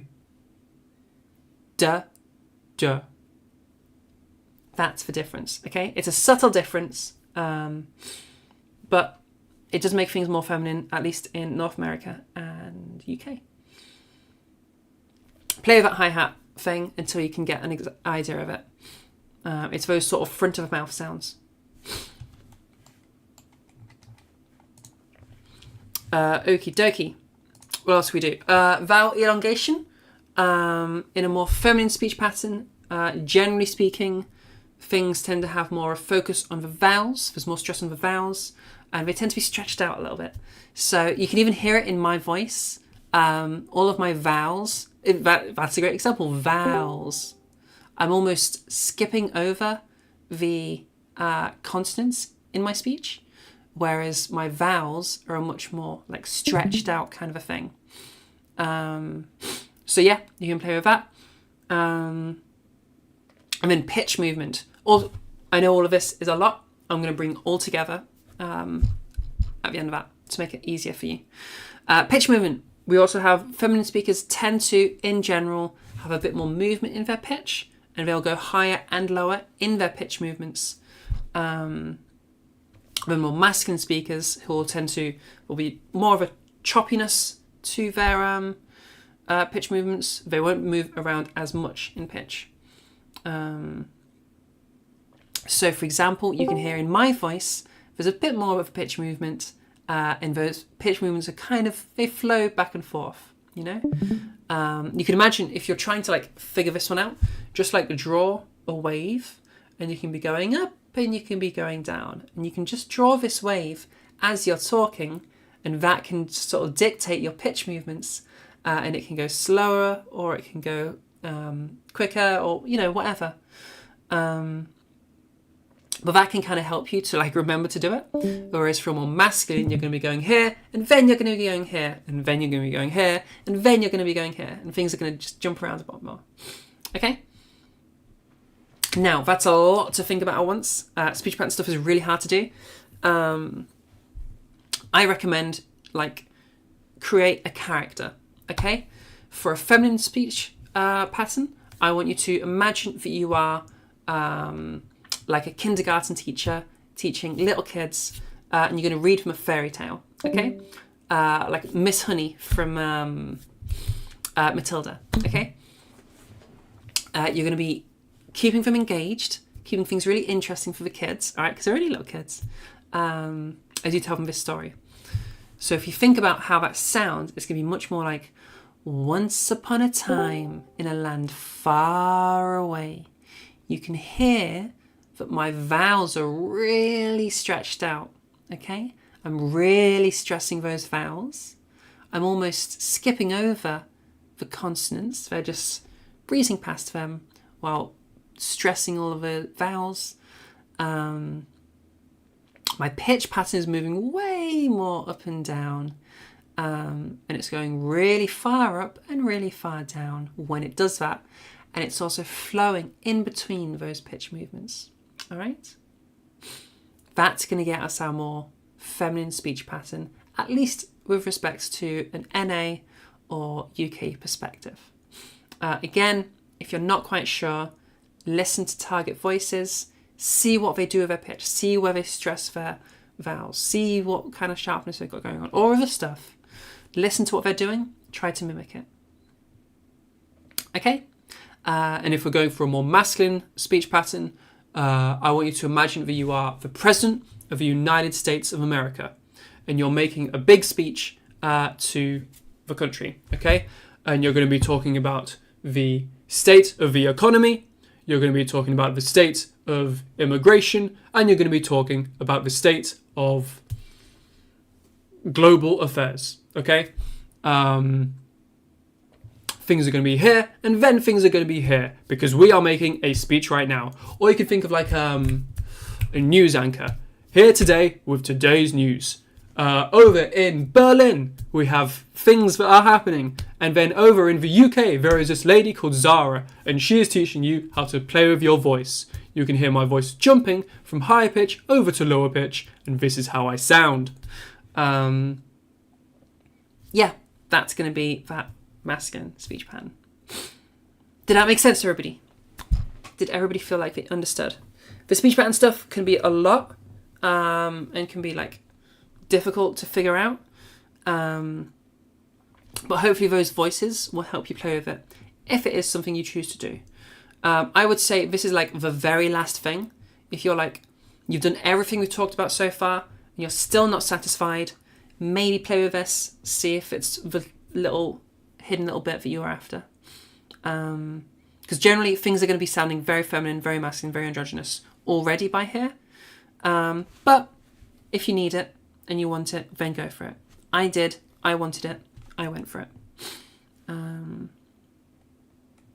Inventing a character can be useful for anything where you're needing to group a bunch of behaviours together. A character can be really useful for doing that because they already have all of those different behaviours packaged together. SpongeBob has a heavy vocal weight. He has a brighter vocal resonance, okay? That's two things packaged together going in to that voice. Or Yogi Bear has a darker resonance. He's got a lighter vocal weight. He's got a higher pitch, all right? So all of those things are packaged together in that voice. So really voice, like character impressions, you don't need to like do a perfect like one-to-one. If I do it doesn't really sound like SpongeBob, but it's got those elements of SpongeBob. So if you've got those elements, it's just a really good way of doing like a package deal, So your brain's only really thinking of one thing, even though it's multiple things. So yeah, hopefully that makes sense.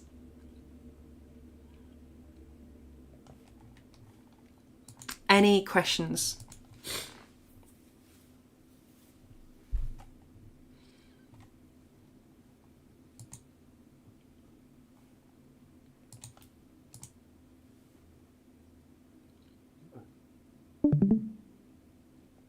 No questions. Okie dokie. Right, we are going to go over to the last part of our workshop. We'll enter the open forum section. So if anybody in particular wants help with something with their voice, let me know. Get yourselves prepared to do that. I'm going to go to the toilet real quick. Any questions? Excuse me. Any questions about anything we've talked about or anything regarding voice? And then if anybody wants to unmute and ask me a question when I come back, then you'll be able to do that. So I'm going to go pee. You guys get yourselves all excited and stuff.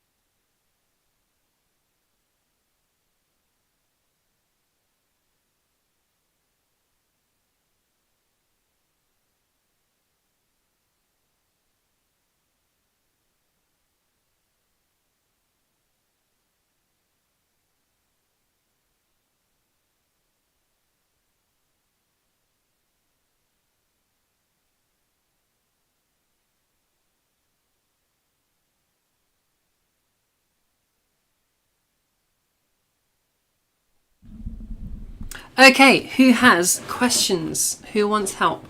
It'll be first come, first serve, so whoever speaks next gets to have help.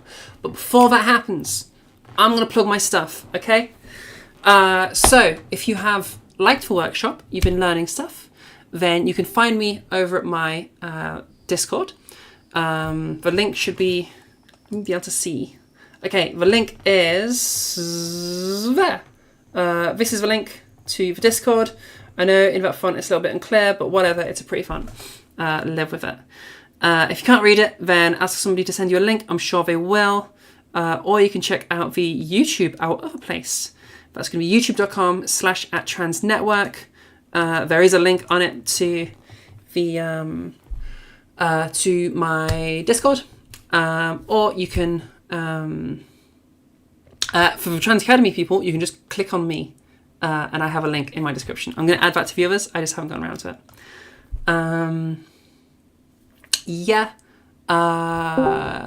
The description of this live stream as well. It's in there as well. If you're on the Discord. Also, if you've been learning stuff and you want to support what we're doing, as I said earlier, everything I do is for free. I even provide free private lessons in my Discord. So we've been helping lots of people with their voices. We even had some people graduating recently. So yeah, that's really cool. Again, I do that all for free. All of this is volunteered stuff that I do. So if you want to support that, then you can support us over at Ko-fi. That's ko-fi.com/transnetwork. I really appreciate anybody that gives monetary support. Everything above me is what I'm talking about there. So yeah, I really do appreciate people supporting the stuff. In fact, before we do that, I've forgotten that we've added another slide because we have a couple of people supporting. So special thanks to the people that are currently supporting. Over at tier 1, we have Red Kitten and M. Thank you so much, you guys. Tier 2, oh my gosh, thank you. Laura Lanmisa, thank you very, very much. And tier 3, oh my gosh, tier 3, that's insane. Beth, you're insane. Thank you so, so much for supporting with your monthly donations. Yeah, really, really appreciate everybody that supports financially because you are you're how I'm able to do this. So yeah, I super, super appreciate it. Yeah, so everything is fully ran by donations. So thank you, donators. Is there anything else I need to plug? We got the Ko-fi, we got the YouTube, we got the Discord. That's all the stuff. The links are all around me. So yeah, I appreciate everybody that supports. Also, if you want literally just straight up free private lessons, head over to the Discord for that. Right now they're fully booked, but once they open up more, then you'll be able to get those. So yeah. Okay, I'm going to look at the questions in the chats and then I will take the first one-on-one person. Sky, you work with the public 8 hours a day. What's the best thing you can do? Trying to speak with a neutral voice there and train at home? It depends on how you feel you're able to do stuff. If you're down to straight up, like anybody that's learning stuff, I would say anything you learn, if you're ready to just straight up bring that into your voice, do it. Even if you sound weird, like it's going to help you so, so much. Or at least like when you're talking at home, use what you've learned in your new voice. Even if you're like, let's say you're feminizing and you just brought things over to here, or like they're over here or something, even though this doesn't sound feminine yet, you're learning a new thing right now. So practice is going to be really useful. Just talking is going to be really useful. So the more you're doing that, the more that's going to help you. And then as you add your next element, things will sound even better. So yeah, in terms of if you can't practice at work or whatever, generally the idea is you want to be practicing as often as you can for short periods of time. You know, if you can be doing like 2 or 3 minutes every couple of hours, that's amazing. I would say get at least like 3 practices in a day for like a few minutes. That could be like driving on the way to work. It could be like during your lunch break, driving on the way home, you know, or maybe one like after dinner or something. If you're struggling with practice, I recommend building in with a behavior. If you have ADHD, you can still do this. You can do this. I promise you can. I have insane ADHD and I'm not medicated yet. I'm hopefully going to be soon. And I still managed. So attach it to things that you're already doing. I have to walk my dog. So that was twice a day. When I walked her in the morning, I would practice. When I walked her in the evening, I would practice. Whenever I make myself a cup of tea, I would practice. Whenever I'm driving somewhere, I'd practice. Just anything where you're already doing stuff, tie that thing that you do regularly to voice training. And that'll help you, especially if you're ADHD. Also, I changed the wallpaper on my phone to be like a little do and whatever the practice was that I was doing. To like remind me every time I checked my phone, I would be reminded to do some exercises.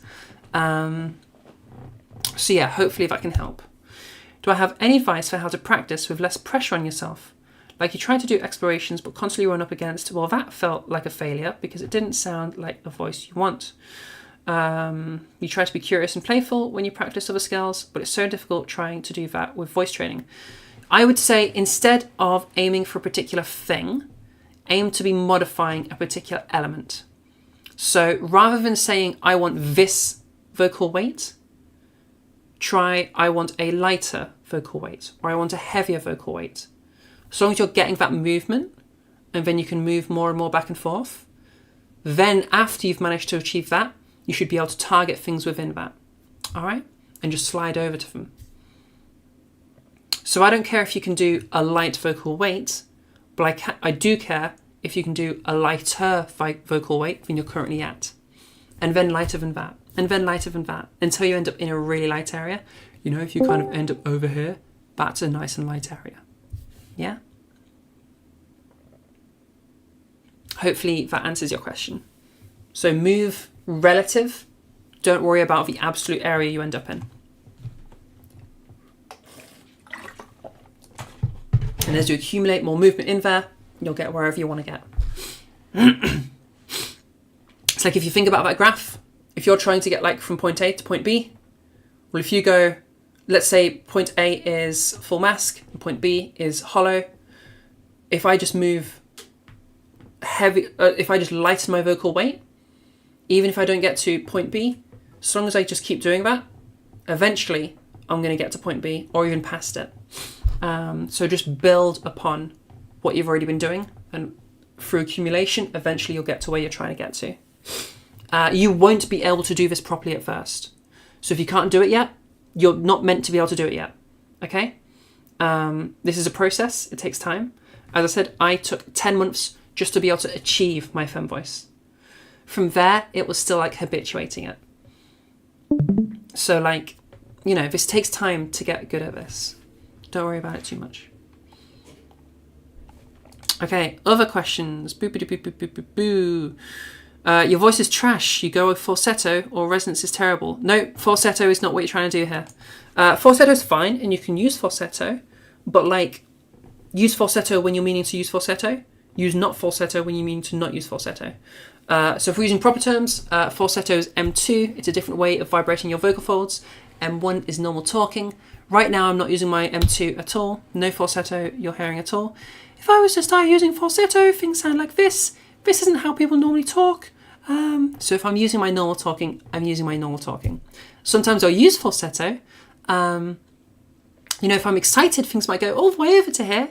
And things might touch falsetto for a little bit. But I'm not living there. So yeah, you only want to be using your falsetto when you're meaning to use your falsetto. If it's other stuff, you just need to practice. Practice is key. You have a very specific concern. This is Eclipse. Very specific concern regarding possible birth defects. Lips and vocal folds were not fully developed when you were born. Had to go through 7 years of speech therapy. To this day, the muscles on the left side of your vocal tract are a bit weaker. Ones on the right. Okay, this is stuff I won't be able to help you with, I'm afraid. This is medical stuff, and as I said earlier, not something I can help you with. Yeah, you'll have to speak to an actual speech pathologist for that stuff. I would recommend maybe Jessica over in Trans Academy, because she's studying speech pathology and also teaches trans voice, so she might be useful. You could speak to Charles from Synguistics. He might feel capable of doing that, he might not. Or like a qualified speech pathologist. Just make sure, in terms of vetting people, they should be talking about vocal weight. They should understand what vocal weight is. They should understand that in order to brighten your resonance, you have to raise your larynx. And they should understand that they should never ever say swallow and hold other than to tell you not to do it. If they talk about the things we've talked about today, that's a green flag. If there's something we've talked about today that they're not familiar with, that's a red flag. And if they mention swallow and hold in any positive light, that's a black flag. Run away. They're terrible. Yeah, hopefully that helps. Okay, whoever speaks next gets to have some one-on-one. If there are people that want one-on-one, now is the time that we're going to do that. And we're just going to go first come, first serve.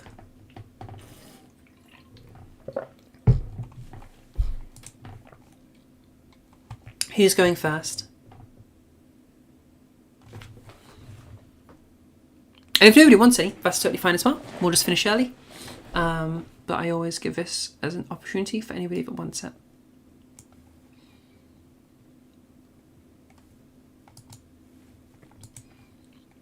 No takers today. Wow, this might be the first one where we've finished at a reasonable time. Kevin. Well, if nobody wants any help with anything, M says you do eventually, but you need a bit of time to warm up since your family just left. Yep, no problem. I'll stick around for a little bit then. Addendum, you've had at least some success with feminizing your voice, very limited.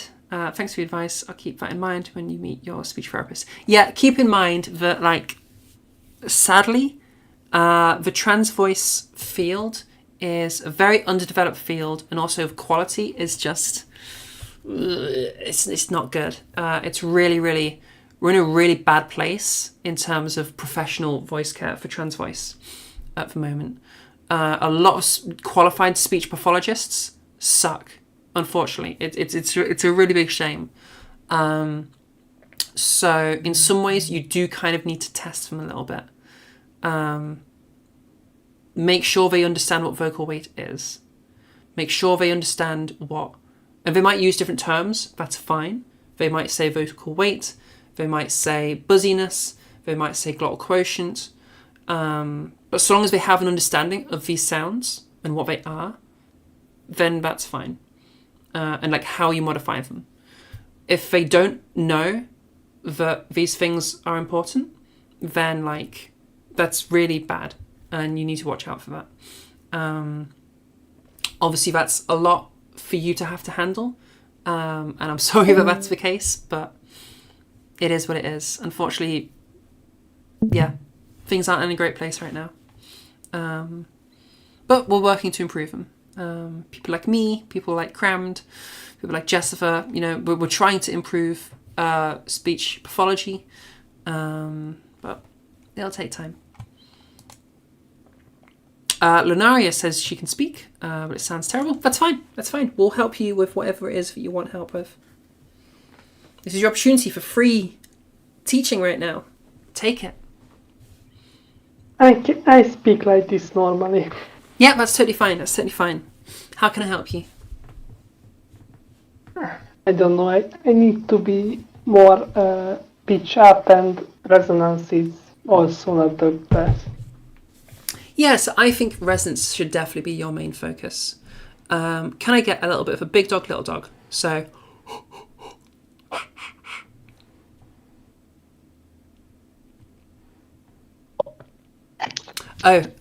mic settings. And this applies to anybody that wants to have some one-on-one. If you can go into your user settings under voice and video, voice and video, scroll down and you'll see the input sensitivity. I want you to turn it onto manual and then set it all the way to the left. Okay?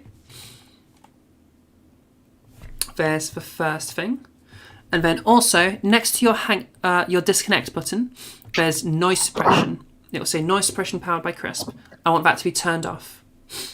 Discord, by its default settings, will mute your quiet sounds, which means I can't hear your whispered sounds. So things like big dog, little dog, I need that turned off so I can hear you.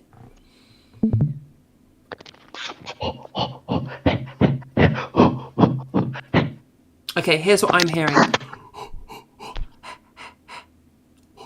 Yeah, that's correct.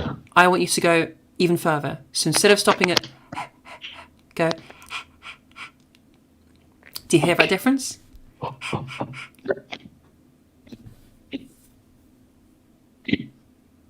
Once more, you're cutting out. I can't quite hear.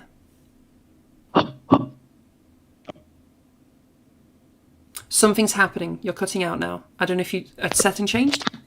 Maybe, yeah. 1 sec. Make sure that noise suppression is definitely turned off. Okay. Sec. Okay.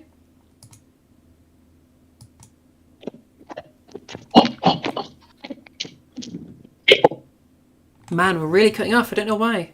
I don't know why. It's maybe.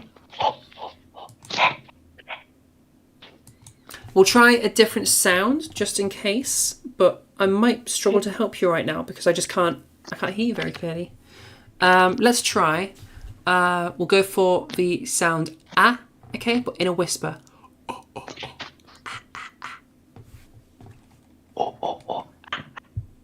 Okay, now notice you went oh. I want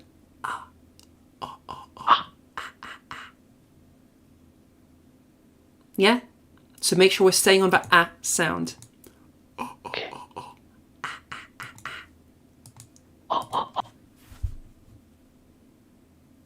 Man, I'm not hearing your brighter one. Okay, we'll play with it just to see what happens. But what I want you to do is we'll go from the and then do a long sustained one. And then into speech, okay?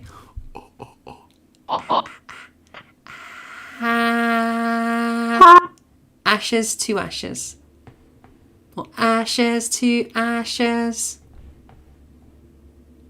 Ashes to ashes. Now, okay. Now you're going into falsetto there, all right? Yes, Did you hear this that? is the issue. I'm Yeah. going to say falsetto. So we don't want to go into falsetto, okay? Yeah. To learn how to do this, let's intentionally go into falsetto. Ah, 1, 2, now I'm in falsetto. And now turn it off I'm again. in falsetto. And now turn it off again. And talk not in falsetto. I can try, but it's not Okay? enough. So now do our big dog, little dog again. Or whatever it is that we're doing. And if you end up in falsetto, turn it off again. Like you just did before. It's very hard. Yep, it will be. But you can do it. If you can go into falsetto and come out of falsetto, then you can do it after a big dog, little dog. You just do it the exact same way. 1, 2. Or it could be like a lower pitch. 1, 2. Ha.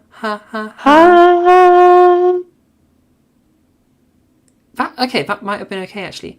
Do that again, but drop the pitch. Even if you start off like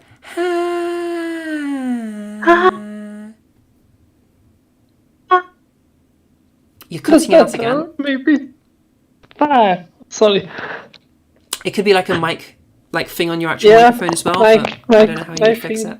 I can try the basic one. That is better. Give it another go, and we'll find out.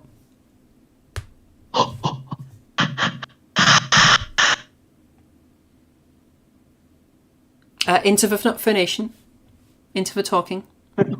Okay.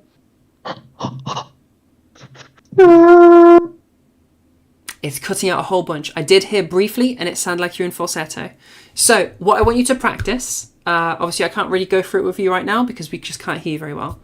But what we're going to do is I want you to, in your normal talking, practice and do this like a whole bunch. Practice going into falsetto and then going into normal talking. And then into falsetto and then in normal talking. Practice both of those until you feel really good at those. And then do your big dog, little dog and do it again. In falsetto, out of falsetto. In falsetto, out of falsetto. Okay? Try to practice those so you can have like a conscious control of when we're going into that space and when we're not.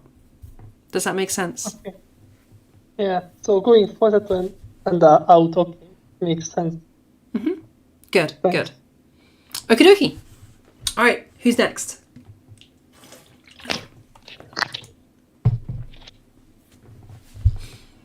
And again, we're first come, first serve, so whoever talks next gets to go next. But first, I will answer Sal's question. Another question regarding resonance. When starting off, you just heard everyone talk about larynx and R1. But over time, you heard R2 and pharynx being mentioned here and there. Should you focus on that as well, or should you be modifying R1 be enough? For me, you can feel that there you can raise your larynx with ease, but it still sounds underfull when speaking. Should you try on modifying R2, or will focusing on R1 be enough? Okay, so R1, R2, R3, these refer to like on a spectrogram, different like waveforms. Don't need to worry about it too much. The pharynx stuff is kind of like R1-ish and kind of R2-ish. Or like F1 and F2 if we're looking at like formants. I would say, so okay, pharynx stuff is good to do. But you should be able to get pretty bright with larynx alone. And like pharynx stuff will help you get even further. So for everybody that doesn't know what we're talking about, if you've heard of like OPC, oropharyngeal closure, this is what we're talking about here. In fact, let's just grab the little GIF so that everybody can be on the same page real quick. Pictures, where's my pictures folder? Okay, OPC is these two things. Boop. And there you are, Trans Academy. There you are, Trans Voice. And here you go, Trans Network. Yeah, so we have our larynx, okay, but going up higher, we have our pharynx, all right? If you think of like, if you choke on something, it's gone down the air bit, the larynx. If you swallow normally, it went down the other hole, the pharynx. That's like food, water, and air, okay? Whereas the larynx is just for air. So as the air continues through the larynx, it will then connect back up with the pharynx, all right? And that, it's like right at the back of the throat. Things can be moved there as well. So if right now I have a little bit of pharynx closure, but I could have more. So now as I'm talking in this almost like childlike way, now I have like a ton of pharynx closure, okay? If you look at that GIF, that at the back of the throat, that like arch thing that's closing, that is her pharynx closing, her oropharynx, okay? The pharynx moving into the mouth is an oropharynx. Does that make sense in terms of like what we're talking about for everyone?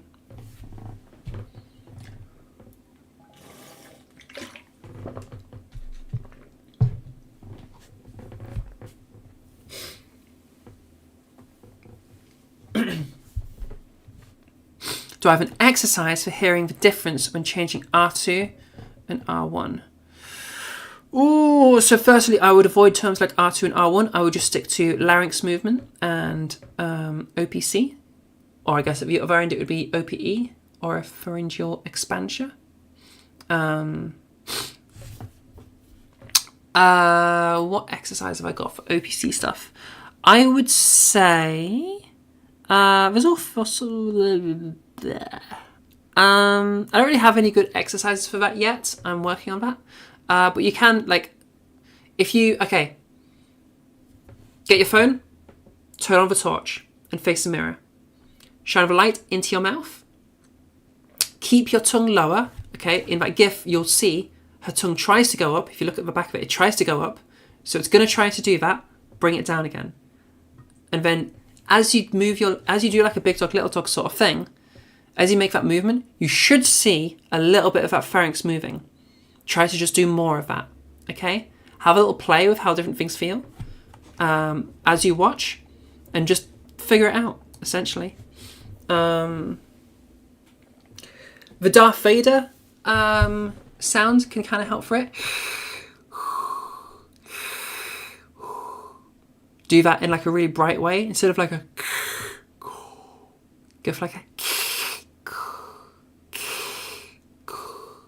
okay? That can help with some oropharynx stuff. So yeah, play with the Darth Vader thing. Or at the bottom it would be and then brighten it.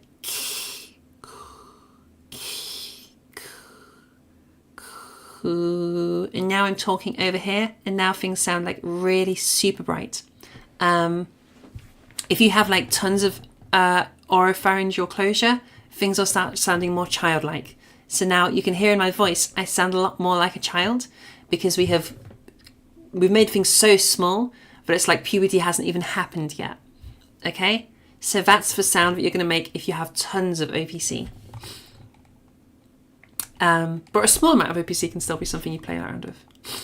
Thanks, Ton. Okay, no worries. Hopefully that's helpful. Yeah, the Darth Vader thing can be our new OPC thing until I find something better. Okie dokie. Who's next for... how do you move that muscle group independent of the others? You're probably going to be moving it with your larynx stuff There's no reason to be moving it independent of the others. Like if you're using OPC, I would want you to have already used larynx. Like don't use OPC as a substitute for larynx, because you're probably not going to get bright enough. It'll sound weird. Or a pharyngeal closure, that's what we've just been talking about, OPC. That GIF. But yeah, stick with larynx first. This is like a late game thing. So if you already know how to do your larynx and you're getting good with that, if you already know how to move your vocal weight and you're good with that, then you can consider doing stuff with this. Also, you might find if you have like a weird voice, you might want to play with like removing some OPC. Like I started off, what I like ended up with when I was feminizing my voice was quite a bit of OPC and a raised larynx, and it didn't sound right to me. It just sounded weird, and that's because for a British context, British femme voices are generally a bit more hollow than like North American. So I had to find that actually turn off all the OPC and even lower my larynx just a little bit to find the voice that I'm in right now. So like I can get brighter than this. You've heard me throughout this workshop probably go brighter a few times. Yeah, this is just for me and for my culture. This sounds more normal.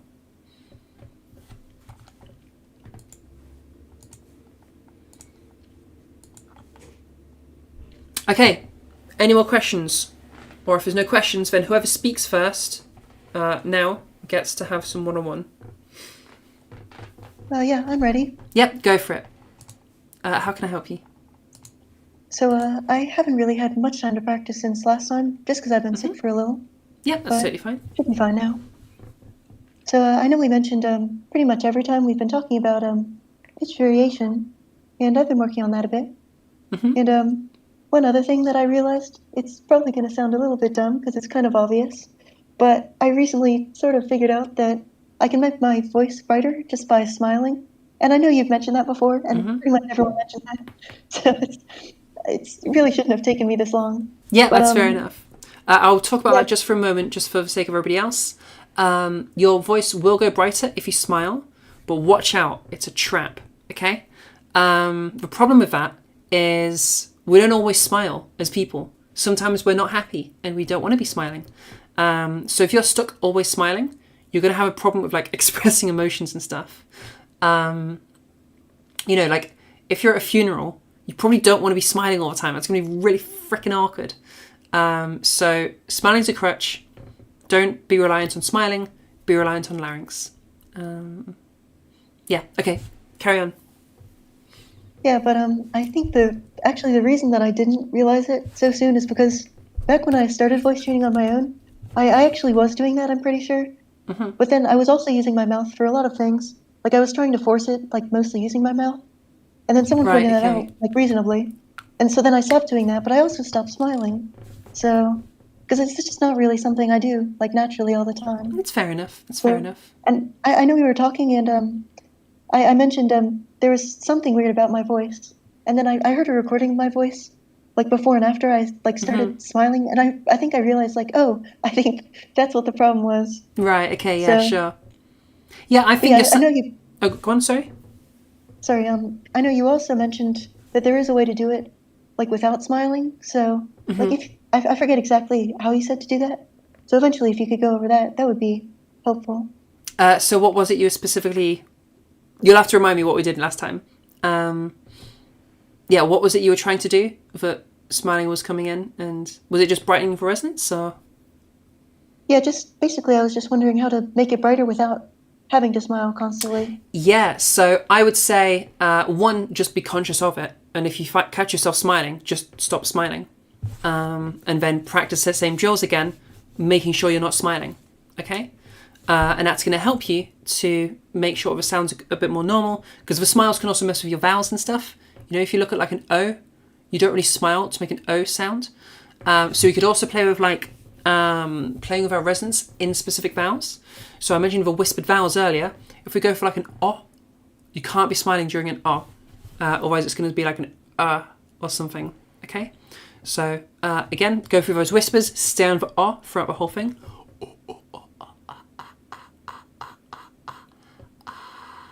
on top of a stove.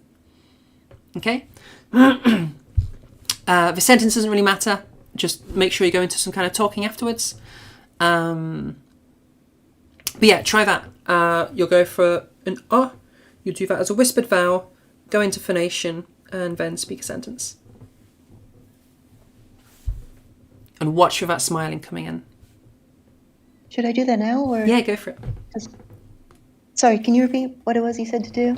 So you can do, we're going to do a whispered vowel using ah, because ah, we can't be smiling during, otherwise it's going to mess with our ah sound. Does that make sense? So it's going to be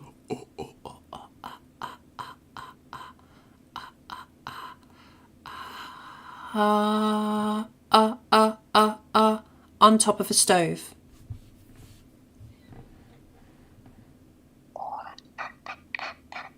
Okay, do you hear that? That's not an ah, that's becoming like an ah.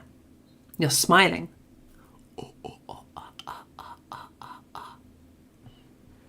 Go for it again. That's an ah. That's not an ah. Yeah, you my see? bad. Yeah, I see what you mean. So that's what's happening, okay? Because you're trying to smile through the ah, it's turning into an ah. Because really, if you just take an ah and then move that into a smile, you end up with an ah. So, go for it again. Keep that ah sound.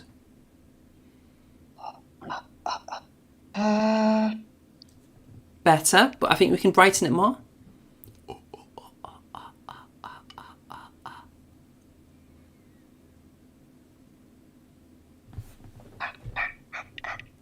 That's an ah.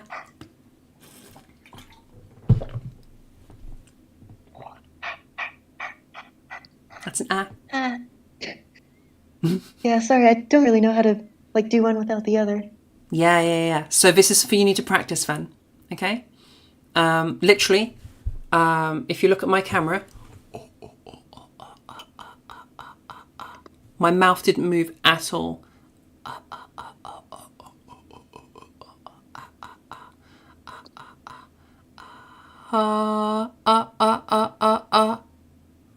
No movement in my mouth whatsoever.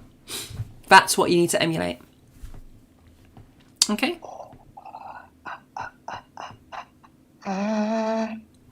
Better. Again? Keep practicing. Okay. Once more. Go down as well. Start from low. Bring it high.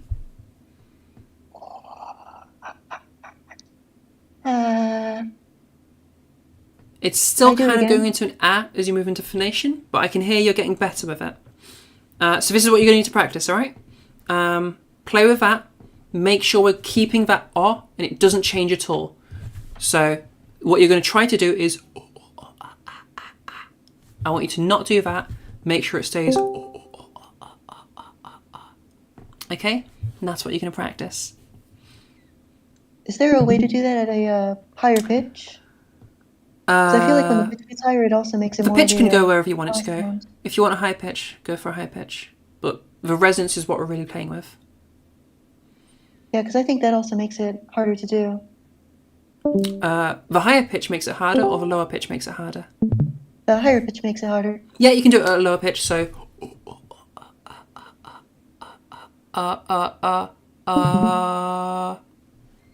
If you want like a lower pitch, that's totally fine. Like that? Yeah, I think we still had a bit of a resonance drop there. Do it once more. Yeah, it just doesn't really sound very feminine when I do that. Yeah, that's So- because you're having a resonance drop, okay? So keep playing with this and make sure we're still getting that nice high larynx position while maintaining our O shape. Yeah? Yeah, I think I This is gonna be understand what you mean. It's confusing. just hard to actually, do it. It's going to be really confusing, probably because you've built this habit of smiling every time. So we really want to make sure that smile doesn't creep in and manipulate that sound. Kind of have a play in that whispered space with just staying on that ah and see what you can do. Eventually it's going to click and then you'll just get it. But I think for you, you're just going to have to play with it until it clicks. Does that make sense? Yeah, that sounds right. Okay, all right. Remember, target sound is okay, that's what you're going to play for. All right, good luck. I think you can do that. Who's next? Or are there any other questions?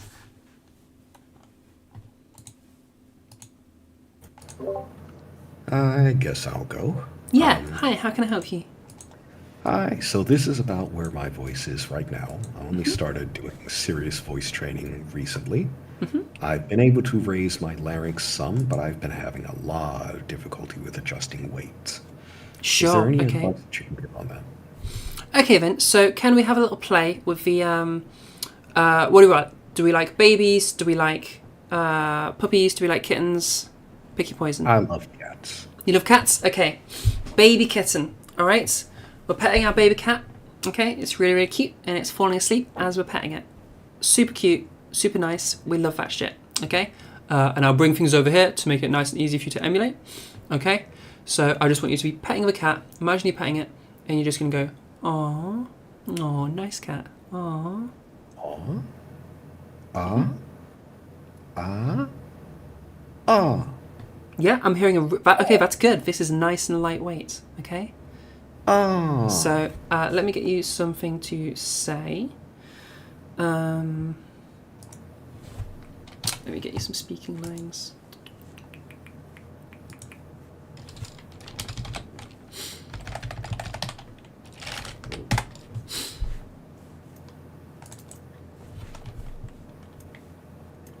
Okie dokie. I'm just gonna grab 3 lines. We're in trans voice, isn't it? Yeah, it's Eclipse. Okay, Eclipse. Yeah, we'll go for those lines. Again, just go for your. So we're starting over here. We're gonna go aww, and now we're in our nice and light area. Add the sum to the product of these 3. Oak is strong and also gives shade, and cats and dogs each hate the other. Okay, whenever you're ready. Add. Go through the drill Add- first. Excuse me? Go for the drill first. So go for the aww, aww. Aw. Ah. Ah. Ah. Add the sum to the product of these 3. Oak is strong and also gives shade. Cats and dogs each hate the other. So I heard some weight coming in there every so often, but you also fixed it again afterwards. So it sounds like you're actually getting it pretty okay. I think you just need to practice it. Okay. Do you hear that softness and gentleness in your voice as you say those lines? I do. Yeah? Good. That gentleness is the thing we're after, okay? That's what we're trying to continue through those lines, all right? Just as a test. Go on. What if I'm aiming for more of a tomboyish voice? Oh, wait. Sorry, I should have double checked. Are we feminizing or masculinizing? Feminizing. Feminized. Okay. And tomboy, we're going for like a masculine, feminine. Yeah. Like a girl with quasi-masculine traits. Yeah. Like, So it kind Zelda of. from Overwatch or V from Cyberpunk. So it's going to depend on your conceptualization of tomboyish voices. There's going to be a few different things we can think of. They might be close to androgynous. They might be close. They might have like a masculine speech pattern. So like we could have those like, so if I've got like a feminine voice, but I'm talking and I'm kind of up and down like here, and this is me talking like a presidential speech. This could be considered a bit more tomboyish by some people. If I then move things, I don't do androgynous very often. And then add a little bit of vocal weight. And now this might be considered more androgynous and more tomboyish to some people. It's going to be super dependent on what exactly you mean by tomboyish. I would recommend take some of those voices that you know that you're after, like those examples you said, and analyze their voice. So that graph that I had earlier, presentation, boop. This graph here, okay? Take those voices, like whichever tomboy voice you're hearing, and plot them on that graph. It'll be there for you because it's flipped. Okay, plot them on that graph. See where they're at. All right. My guess is they'll be somewhere closer to. They'll be in that full fem quadrant, but closer to the middle androgynous point, closer to 0, 0. That would be my guess, but you'll have to sort of figure that out as you go. And then they might have aspects of that more masculine speech pattern that we talked about as well. They might have lower pitches, they might have all sorts of things going on. It's going to super depend. Oh, I came in late. I missed that part. Oh, okay. No worries, no worries. In that case, I would say you'll probably benefit a lot from going over to the YouTubes.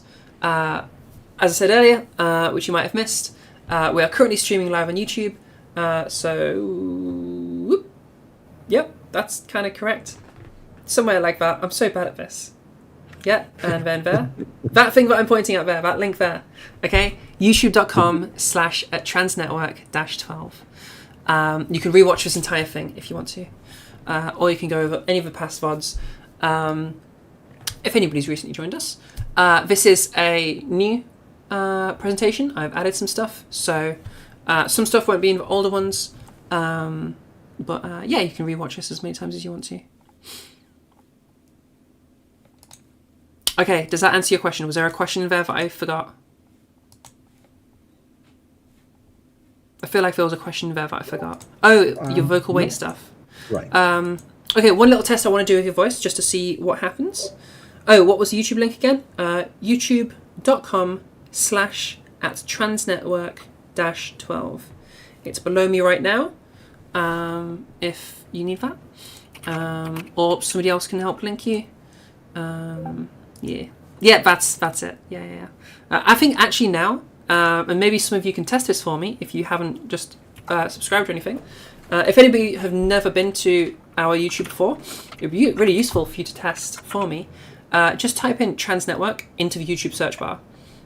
When do we pop up? Because I think we're getting kind of high now. Like we have enough of an SEO for our own freaking name. I think. But yeah, so for clips, can we let's have a go getting into your lighter voice and then brightening from there, and just see what you can do if you're comfortable doing that. I'm just curious. All right. So I've been able to get it to about here so far. Nice. Roughly. Yeah. Oh, is this your brighter resonance? Yeah. Yes, Okay. it is. I'm hearing a really nice and light voice. I'm not hearing much of a resonance movement. So I think actually, lightness, vocal weight is something you're good at. I think you should work more on your vocal weight. I'm getting so muddled up. Good at vocal weight, improve resonance. Those are words I'm trying to say. Let's have a little listen to your big dog, little dog.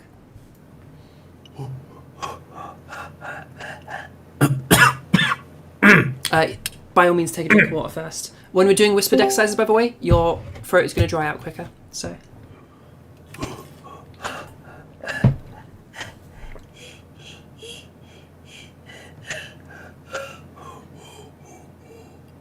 Okay, so at the top there, I want us to move into some phonation, some talking.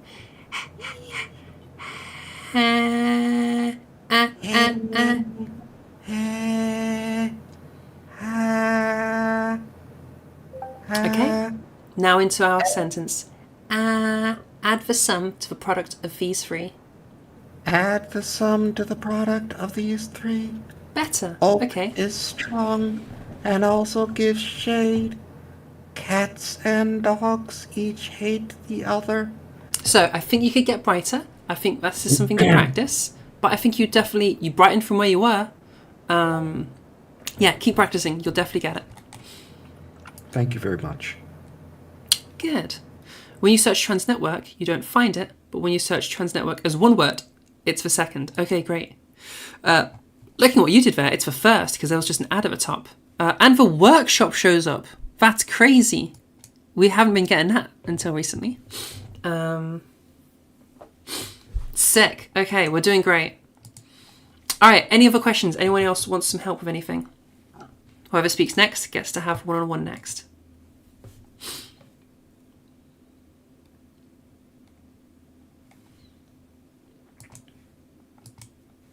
And if there's I, no I have one... a, Oh, go on. oh, sorry. No, I go have for a it. question that's not necessarily super, okay. like not super directed towards you, but I guess like I'm just starting out on like this whole process. And on Monday, I have my first voice lesson Amazing. with Exciting. with I think it might be with Celine. All right. Yeah. Seems Um, wonderful. um, but like now, and then this is the first time I've come to one of your things like this. So like, how does your lesson and like structure play in with hers, and like, can they go hand in hand? They absolutely can go hand in hand. Okay.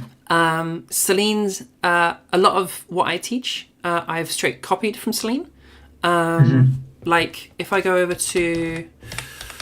everybody does Big Dog, Little Dog. Literally everybody does Big Dog, Little Dog. It's very popular. And I'm pretty sure Celine does Big Dog, Little Dog. So that's probably what you can expect for your resident stuff. And she might have some other stuff as well. Weight and glottal quotient. She'll probably do the cooing thing. The sports announcer, and then ASMR voice is what I thought of for a gentle, but sports announcer I copied from her. What else did I copy from her? All of the speech pattern stuff I copied from her, apart from sharpness, I copied off trans voice lessons. Everything I've learned, I've picked up from other coaches, and I'm like an amalgamation of all of them, and as well as some other stuff I figured out on my own. But yeah, so absolutely can go hand in hand. I mean, she's been doing this for like a decade, so she has a much greater breadth of knowledge than I do. And yeah, she will know more than I will. But yeah, highly recommend Celine. Nothing I teach goes against anything she teaches. At the end of the day, we're all teaching the same stuff. We might have different ways of getting there, but yeah, highly recommend Celine. She's a great coach. How valuable do you think one-on-one lessons are, and with what frequency? I only have one lesson scheduled for Monday, and I don't know, I was gonna like maybe do once a month or once every 2 months try and schedule, but like I don't know. I think once a month What's is like- totally fine. Budgets are gonna impact things, so it's you know, it depends on how much you want to spend and how quickly. Yeah. I think monthly is totally fine. Bi-monthly might be a bit of a big gap, but if you're very good with your training and you are keeping like very well disciplined, then bi-monthly is fine. Just as long as you're maintaining that practice schedule. I found, so with my students, I do minimum a fortnight gap, because you need some time to like practice what you're learning with me. I found, again, ADHD as fuck. In my private lessons that I got with my vocal coach, we did a month gap, and I found that I would lose motivation during weeks 2 and 3. That's going to vary from person to person. I know that if I had a 2-month gap, I would struggle to be disciplined with my practice. But I'm also like very ADHD, so Yeah. you know, you might not be like that. Then I guess like how important do you think individual lessons are? Yeah, that is going to super depend from person to person. It's almost impossible to answer that question. What a vocal coach provides for you is if something's going wrong, they're probably going to know what went wrong, and they're probably going to be able to help you quite a lot with that. So if something's going wrong, you're going to have a solution to that problem way quicker than doing it on your own, probably. If you understood my workshop and you went through the whole thing and now you can produce a femme voice, then you don't need lessons, obviously. If you feel like you could move your resonance pretty good during our resonance section, if you could move your weight pretty good and there are no like weird things happening, then you might not need lessons. But yeah, that's the main benefit of a coach. If something weird comes up and you don't know, like, I don't know, some people will habitually go like nasally because they get confused by something. Or you saw like with M, she was like smiling habitually. A teacher can help identify that and help you fix that. or some people go breathy without realizing. Different things can happen without people realizing. So that's where a teacher comes in to be like, oh, this is happening. That's why it sounds weird. Does that make sense? Yeah, it does. Thank you so much. Yeah, no worries. No worries. Do you think that is there value in coming to something like this weekly with you? I think so. Or okay. Yeah, Cool. there's always stuff you can learn. You can learn from other people's questions. You know, I'm of the opinion that everything you go to, you can learn from. You know, even I still shadow people's lessons to like learn how to teach. You know, when I was learning to feminize my voice, I went to everything I could possibly find.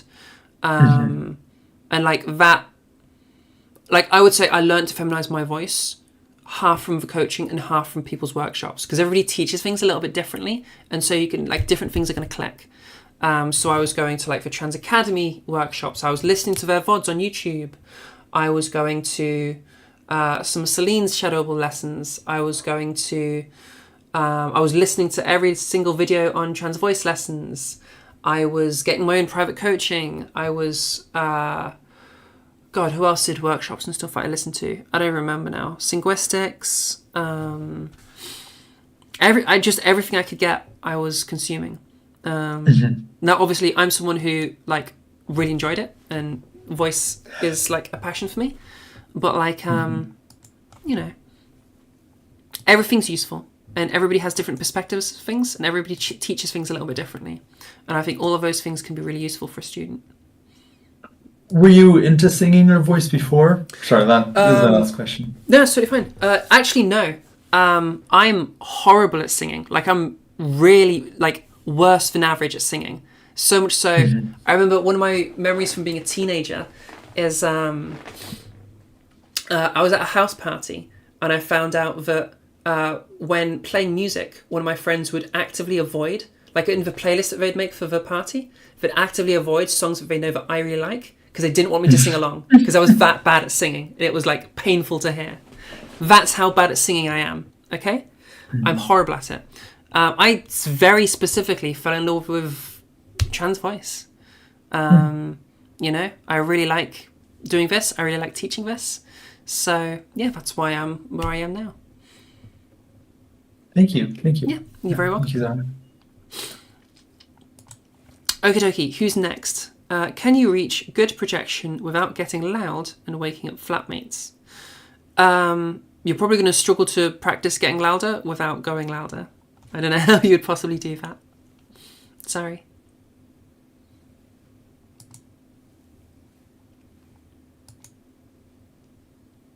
Go for a walk.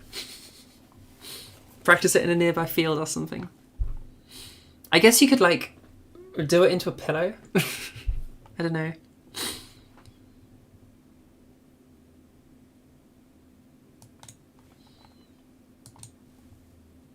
Yeah, good luck with it. Good luck.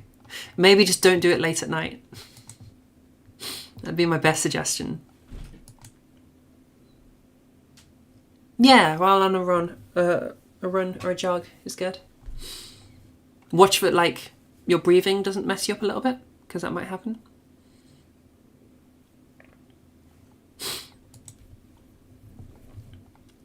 I mean, best thing, just do it during daytime, not nighttime.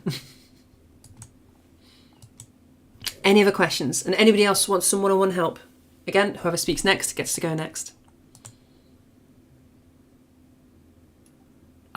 Sure. How can I help you?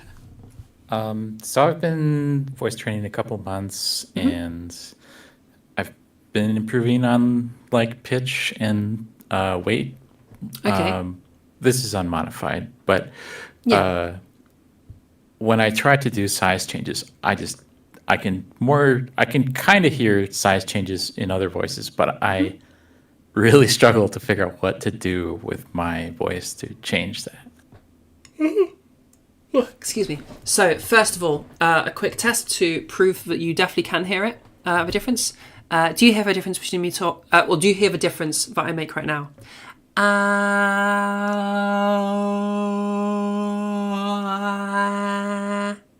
Did you hear my voice Yeah. change? then you can hear it.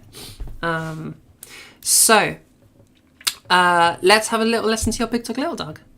So again, pant like you're a really big dog, then like you're a little dog, and then bring that into phonation.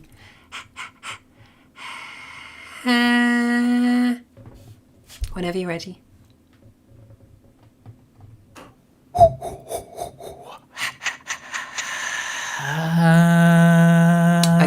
Okay, listen to my voice. This is what you did.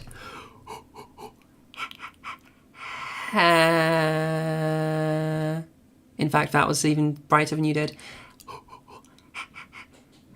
That's what you did. Okay? Your vocal onset, when you started going into phonation, you had a big drop in your resonance again. This is really common. Almost everybody does this. I did this at first. So first, I want you to do the big dog, little dog again, but stay on that little dog a little bit and like listen to it and like listen to it enough that you could like repeat it in your brain. You get what I mean? Mm-hmm. Okay? Listen for that sound and then go into the phonation and listen to that sound as it goes into phonation. Either that'll help you keep it on or it won't. If you do go down, listen for it so you can hear the difference between that whisper and that sound of that resonance dropping. I want you to be able to hear it drop. Does that make sense? Theoretically, yes. Okay, give it a go. Let's see what happens. Well, can I change my mouth shape for the little dog, or is it the For same? the big dog, little dog, we can change your mouth shape. That's fine. Okay.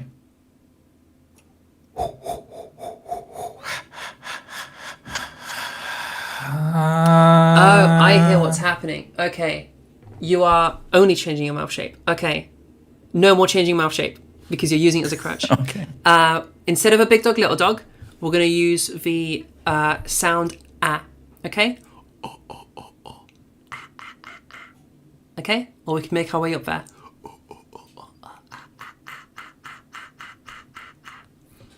Okay? Does that make sense? Yeah. So your mouth isn't allowed to move. Just stay on that ah sound. All right? Whenever you're ready.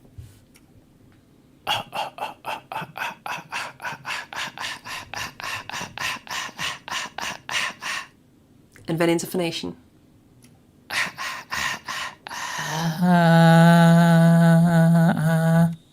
Really good. Okay. That's super exciting. You did a really good job there.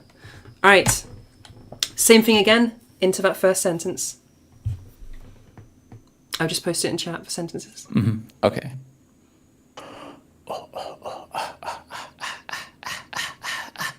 Add the sum of the product of these three. Okay. You started off good and then you dropped down again. So once more, listen for that change. All right?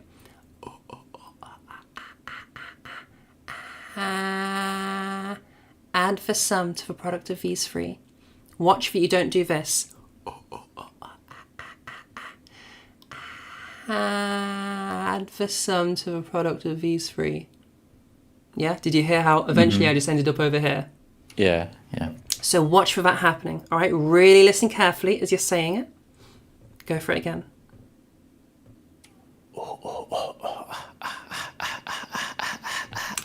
Hang on. Pause. We cheated. We started on ah. Okay? Start on that ah. All right.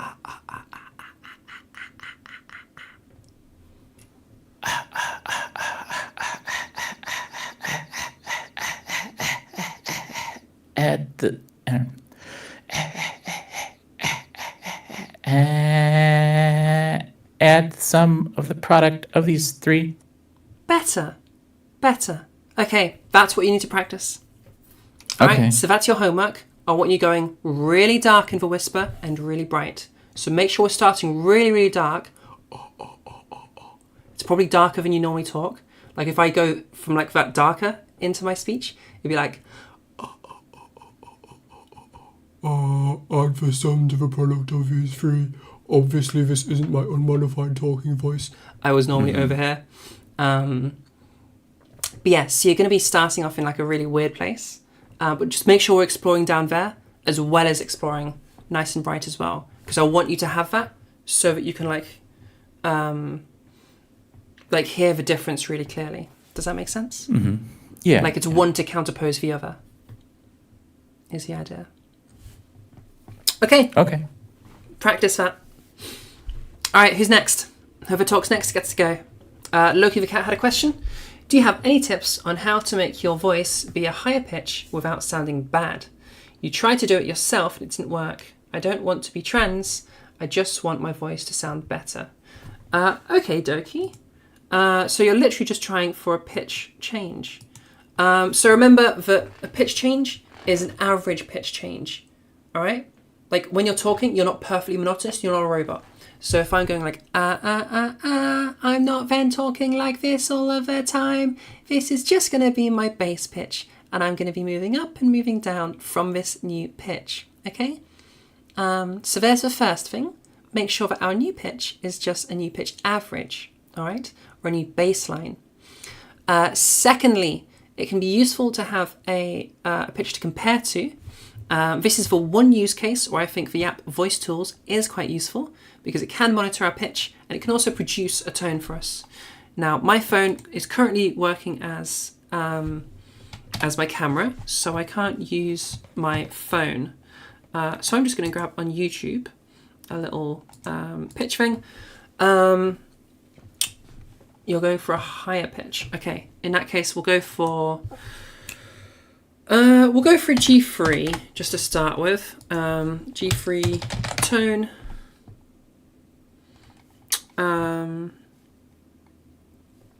Yeah, I'm going to play a G3 tone, and this is something you can try matching with.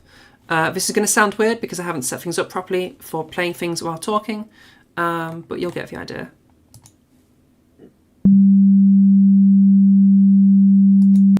I've just paused, so that's the note, okay? Firstly, does that actually come through for you guys? I might need to move my mic over to my speaker. Okay, now can you hear it?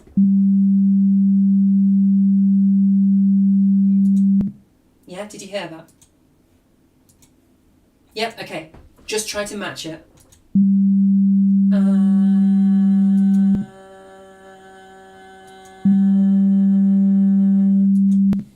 Okay, you don't need to get perfect, although Voice Tools, again, will help you to get pretty good. If you want to give it a go, yeah, absolutely, go for it. Okay, hi. So you're just trying to get a pitch movement, that's all you're after, yeah? Yeah. Yep, okay. If you don't have a specific pitch in mind, then I'm going to suggest G3. But if you find a specific pitch that you like, that's fine too. So if you want to match with me.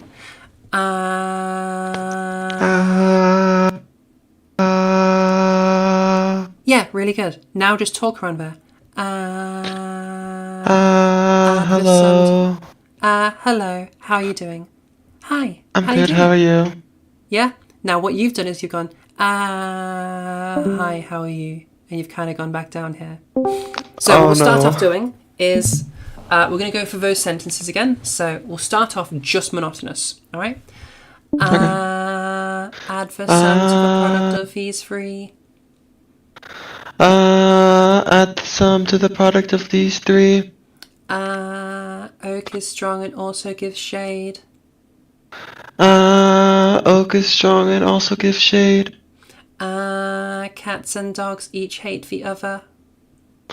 Cats and dogs each hate the other. Perfect. Okay, now again, we're going to add some more pitch movement. Add the sum to the product of these three. Add the sum to the product of each three. Very good. Oak is strong and also gives shade. Oak is strong and also gives shade.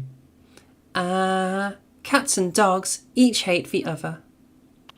Cats and dogs each hate the other. Very good. Okay. Now, I don't know if that's the pitch you wanted necessarily, but that's the process. So find a pitch you like. I recommend downloading on Android or on Apple. Look on your app store. There's an app called Voice Tools. It will be able to, if you go into tone, there's a little thing that will like generate you a sound. Okay, so flick around, see which one you like, try to match it, and then go through the exercise we've just been doing. And it will tell you your pitch as you're going. So you want to be just moving around that particular pitch. It's like that being your average-ish. It doesn't need to be super perfect, but as long as you're happy with it, then you're happy with it. How does that sound? Thank you very much. That Very sounds amazing. Thank you very much. Yeah, good. All right, good stuff. For everybody, pitch stuff is the one thing where we can use software to help us. All right, anyone else? Whoever speaks next gets to go first. Unless I've just gotten through everybody, that's okay as well. Anyone else want some help? I have another question. Yes, absolutely, go for it. So you talk a lot about, or like you talk about, I mean, when you talk, you have like, or okay, when you're talking to other people, you talk about how you have your, what was your unmodified voice? Yeah, so this voice right now. Yeah. Mm-hmm. So I guess like my question is with voice training, are you rebuilding muscle memory for how you talk? And so now you have to think about doing your old unmodified voice? Or like, I don't know, like it, like how conscious is it? Yeah, How so conscious is the process? I So guess. for me, I can move into my unmodified without thinking about it. And that's because I use it regularly for these workshops. So I haven't like forgotten it. If I was to stop you, if I literally just use this voice only for like 6 months or so, I would struggle to get back into my mask voice, if I even could. Even now, sometimes it's gotten better now. But when I first started habituating my femme voice and I was using it all the time, I would occasionally struggle to get into my mask. Like if you look back at some of the old voice, you'll see me sometimes be like, okay, and now I'm going to go into my mask. Yeah. This is okay. This is it now. I would do that sometimes. Now I've gotten good at moving back and forth between them very easily. And for me, both of them are just like a light switch. I just pick the one I want. But yeah, it's just a matter of practice. If you stop using your mask voice, you'll forget how to do it. It's like a muscle memory thing. You'd have to re-find it. Same thing, if you stopped using your femme voice for enough time, you'd forget how to use it and you'd have to re-find it.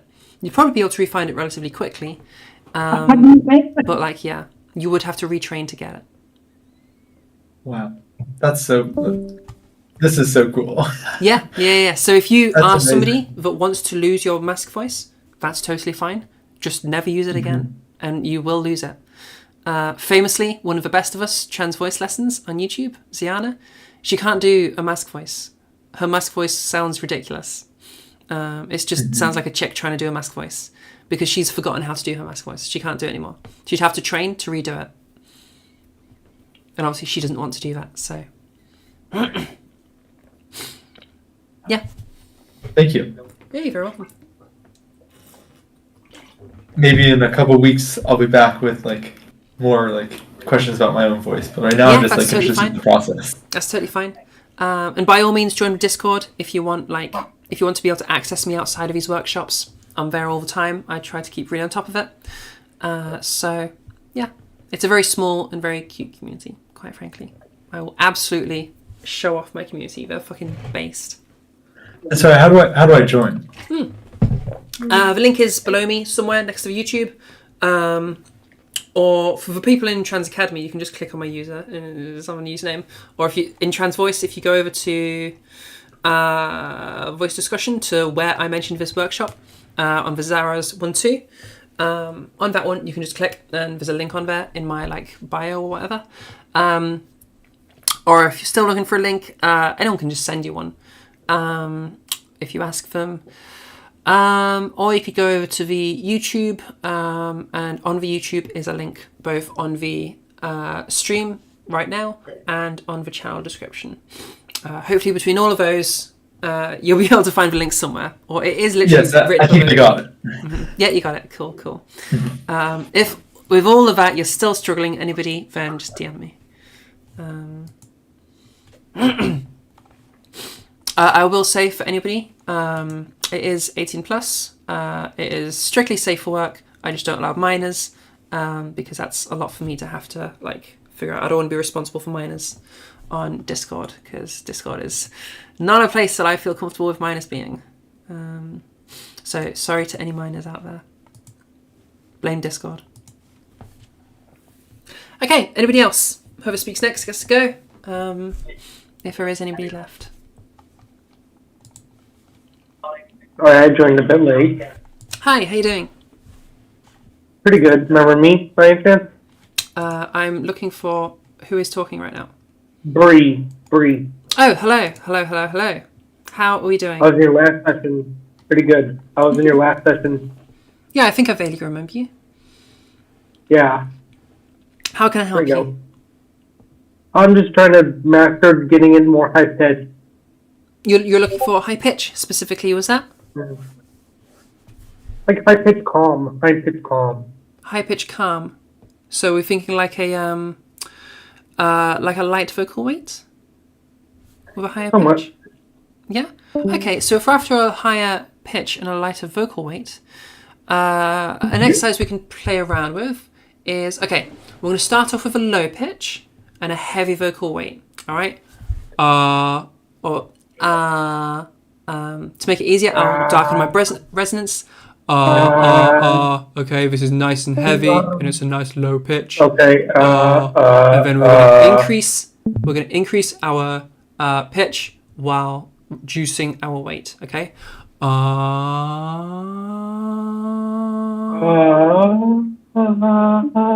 And that brings you into and now we're in like a gentler vocal weight and a higher pitch. Okay. Does that make sense? Yeah. Now, one nice thing about having a lighter vocal weight is it also forces our pitch up a little bit. The pitch floor, you'll notice, has gone up, because if you were to try and go down again,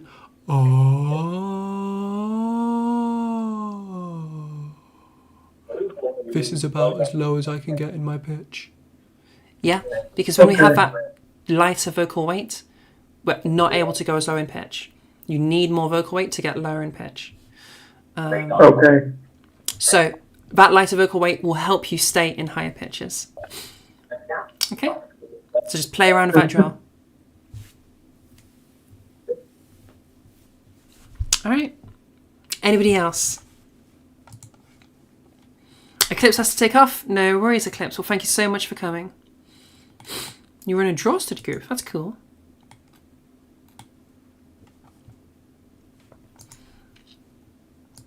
Okay, who's next? Is there anybody next? Speak now. Can I ask for a general opinion on my actual vocal weight and resonance?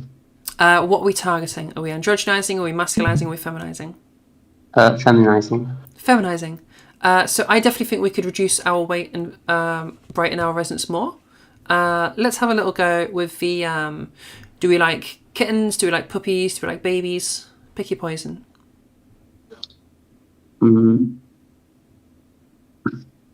Or a different animal, I suppose. I can understand. Oh, you're cutting out a little bit there. Is that a mic issue? Or do we maybe need to change our settings? It shouldn't be cutting out while we're normal talking. Try our user settings, voice and video, input sensitivity, and set it all the way to the left on manual. Because it could be your noise gate is just cutting you out a bit.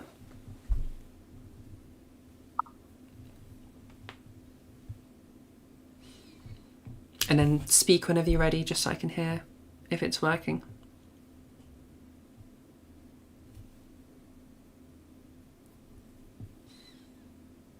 Have you found it? I'm sorry, I didn't understand. So if you go into your user settings, it's the little cog next to deafen and mute. So there's like mute, then there's like headphones to deafen, and then there's like a cog. That's your user settings. So if you go into your Discord user settings, scroll down, and you'll see under app settings, there's voice and video. Click on that. scroll down a little bit and you'll see your input sensitivity. If it's green, click so that it's grey to turn off the automatic, and then you'll be able to manually set it all the way to the left. It should say minus 100 decibels. Does that make sense?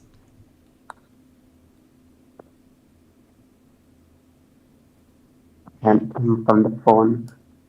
Oh, you're on a mobile phone. Okay, you'll still be able to do it on your mobile phone. That might explain why we're struggling with mic stuff though. Yeah, I think we need to get that working. You're looking for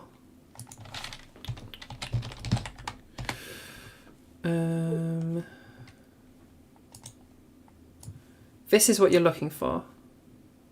Copy. Paste. So I should reduce the input, or I don't know what you just did, but it worked. Did you just do something? yeah, I reduced the input sensitivity. Okay, perfect. That's so much better. All right, I can hear you nice and clearly now. It was cutting you off a bunch.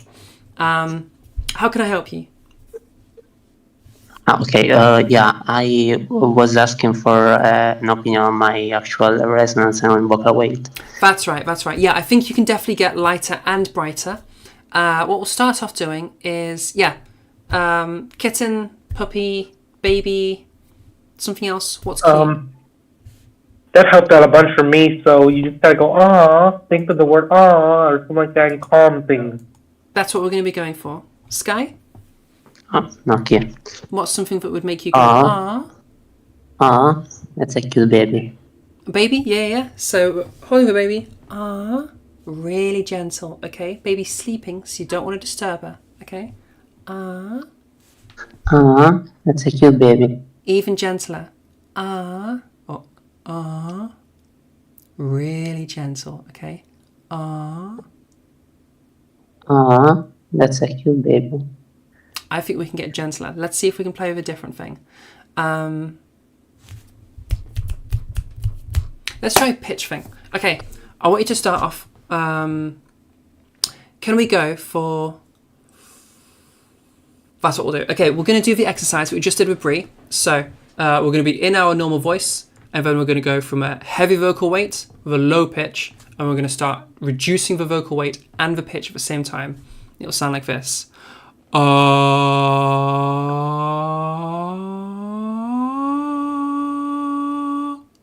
Can we do that?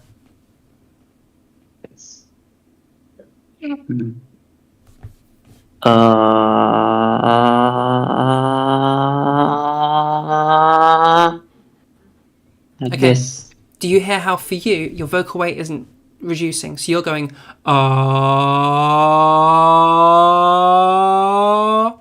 I want it to get gentler and almost quieter as we're going up.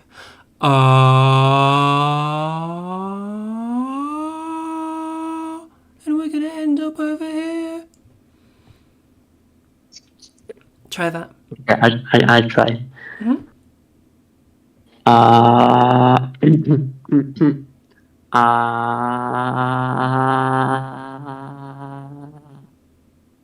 Better. Okay, it's starting to cut out. Check your... Did you set your input sensitivity all the way to the left? Hello? Yeah. So more to left. It's already starting to work. It's already starting to work. And then if you've got it all the way to the left, go into your noise suppression. It's next to your disconnect button. And you need to turn that off.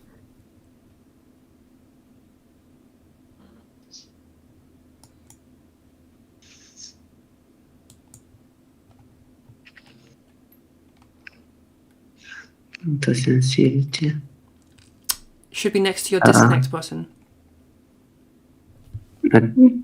Does it noise suppression? So noise suppression, it should be turned off. Is it turned off? Yes. Yeah, okay, perfect. All right, go for it again. For drill, sorry.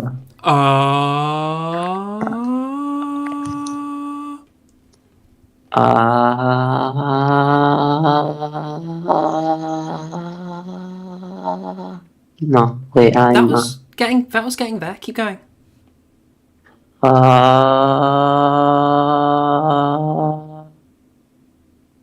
Okay, you started cutting out there. I think because we're on mobile, your mic just might be struggling. I think you're getting there, but I can't quite tell because you're cutting out. If you are getting there, then what we're going to do after that is and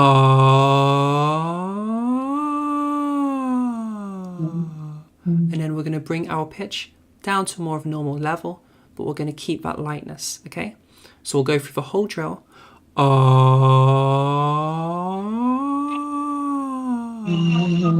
And then we'll go into some talking, okay? Okay. Okay, what we're going to try... Oh, go on. Sorry.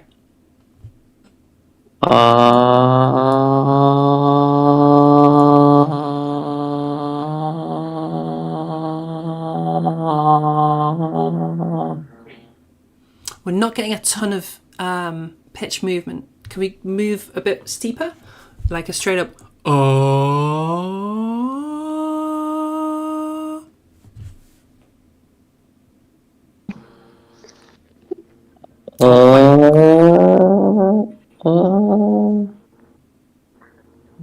Keep going.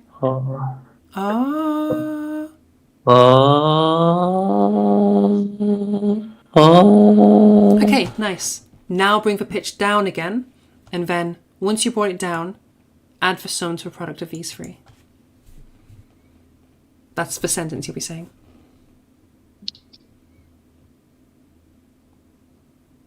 So sorry, go on.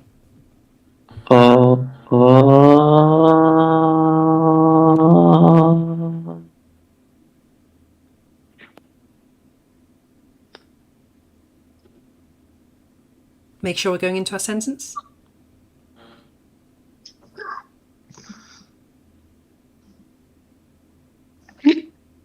Excuse me, Into? Sorry, what? Have we lost you, Sky? I didn't hear last part. So, okay, we're going through the drill, and then we're going to go into our sentence, all right? It's the one that we've got in chat. Add the sum to the product of these three. So it'll be...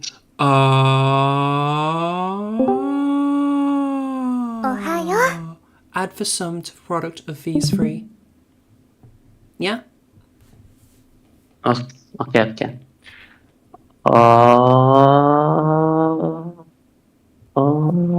Add the sum to the product of these three. Okay, I need you to go further in your slide. Because I want you to get to a really lightweight.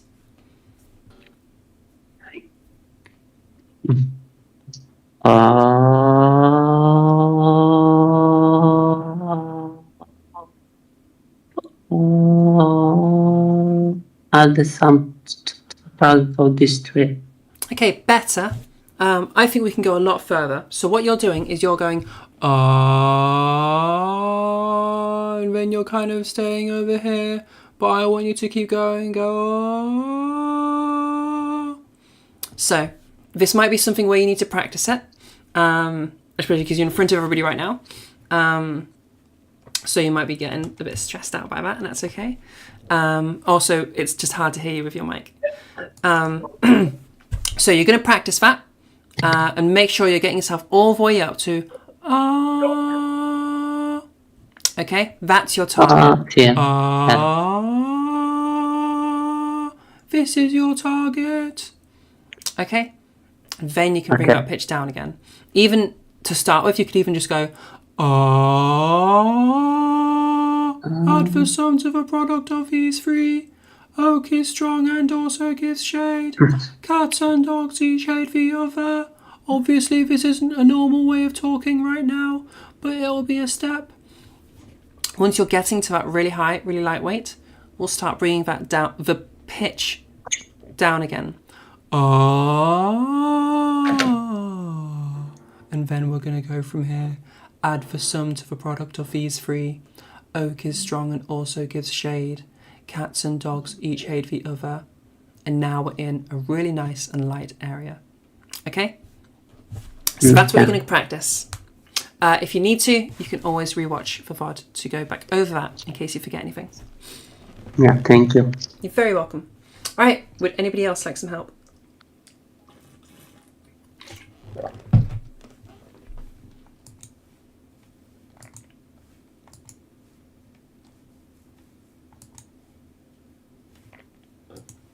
Nobody else, so we exhausted everybody.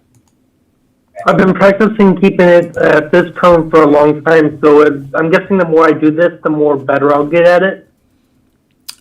Sorry, what is it you're practicing again? You're doing the higher pitch and the lighter weight. Yeah. Yeah, so it's just a matter of practice. If we're just going for a lighter pitch, if we're just going for a higher pitch and a lighter weight, then you're probably going to end up somewhere. You're probably going to end up somewhere over here. So if that's what you're targeting, then yeah. Obviously, we can move around here. So I can be talking like this, and this is kind of going to be where you're going to end up when doing that. So that's what that is. Okay. Okie dokie. Was that a question coming in? No, I almost dropped my phone. No, it's fine, don't worry. Okie dokie. Anybody else want some help with anything? If not, we'll wrap up. I think I've literally gone through everybody. Not quite, but I mean, I just got here, but I don't really need help. no, that's totally fine. That's totally fine. All right. Well, if there is no one else, we will finish. Excuse me. We'll finish up. So, thank you guys so much for coming. Thanks for coming to the voice modification workshop. I do these every single Saturday, 7 p.m. GMT. So, come along next time. I host these in Trans Voice. I host these in Trans Academy. And of course, I host these in my own Discord, Trans Network. So join the server. It's a good server, quite frankly. And it's got freaking cool people in it. I will absolutely freaking talk about how amazing my community is because they're freaking amazing and they're based and I love them. So go to the Discord if you want more of me. That's where everything I do is in the Discord. The only exception to that is on the Ko-fi. If you want to support us financially, everything I do is for free. All of this is volunteered stuff.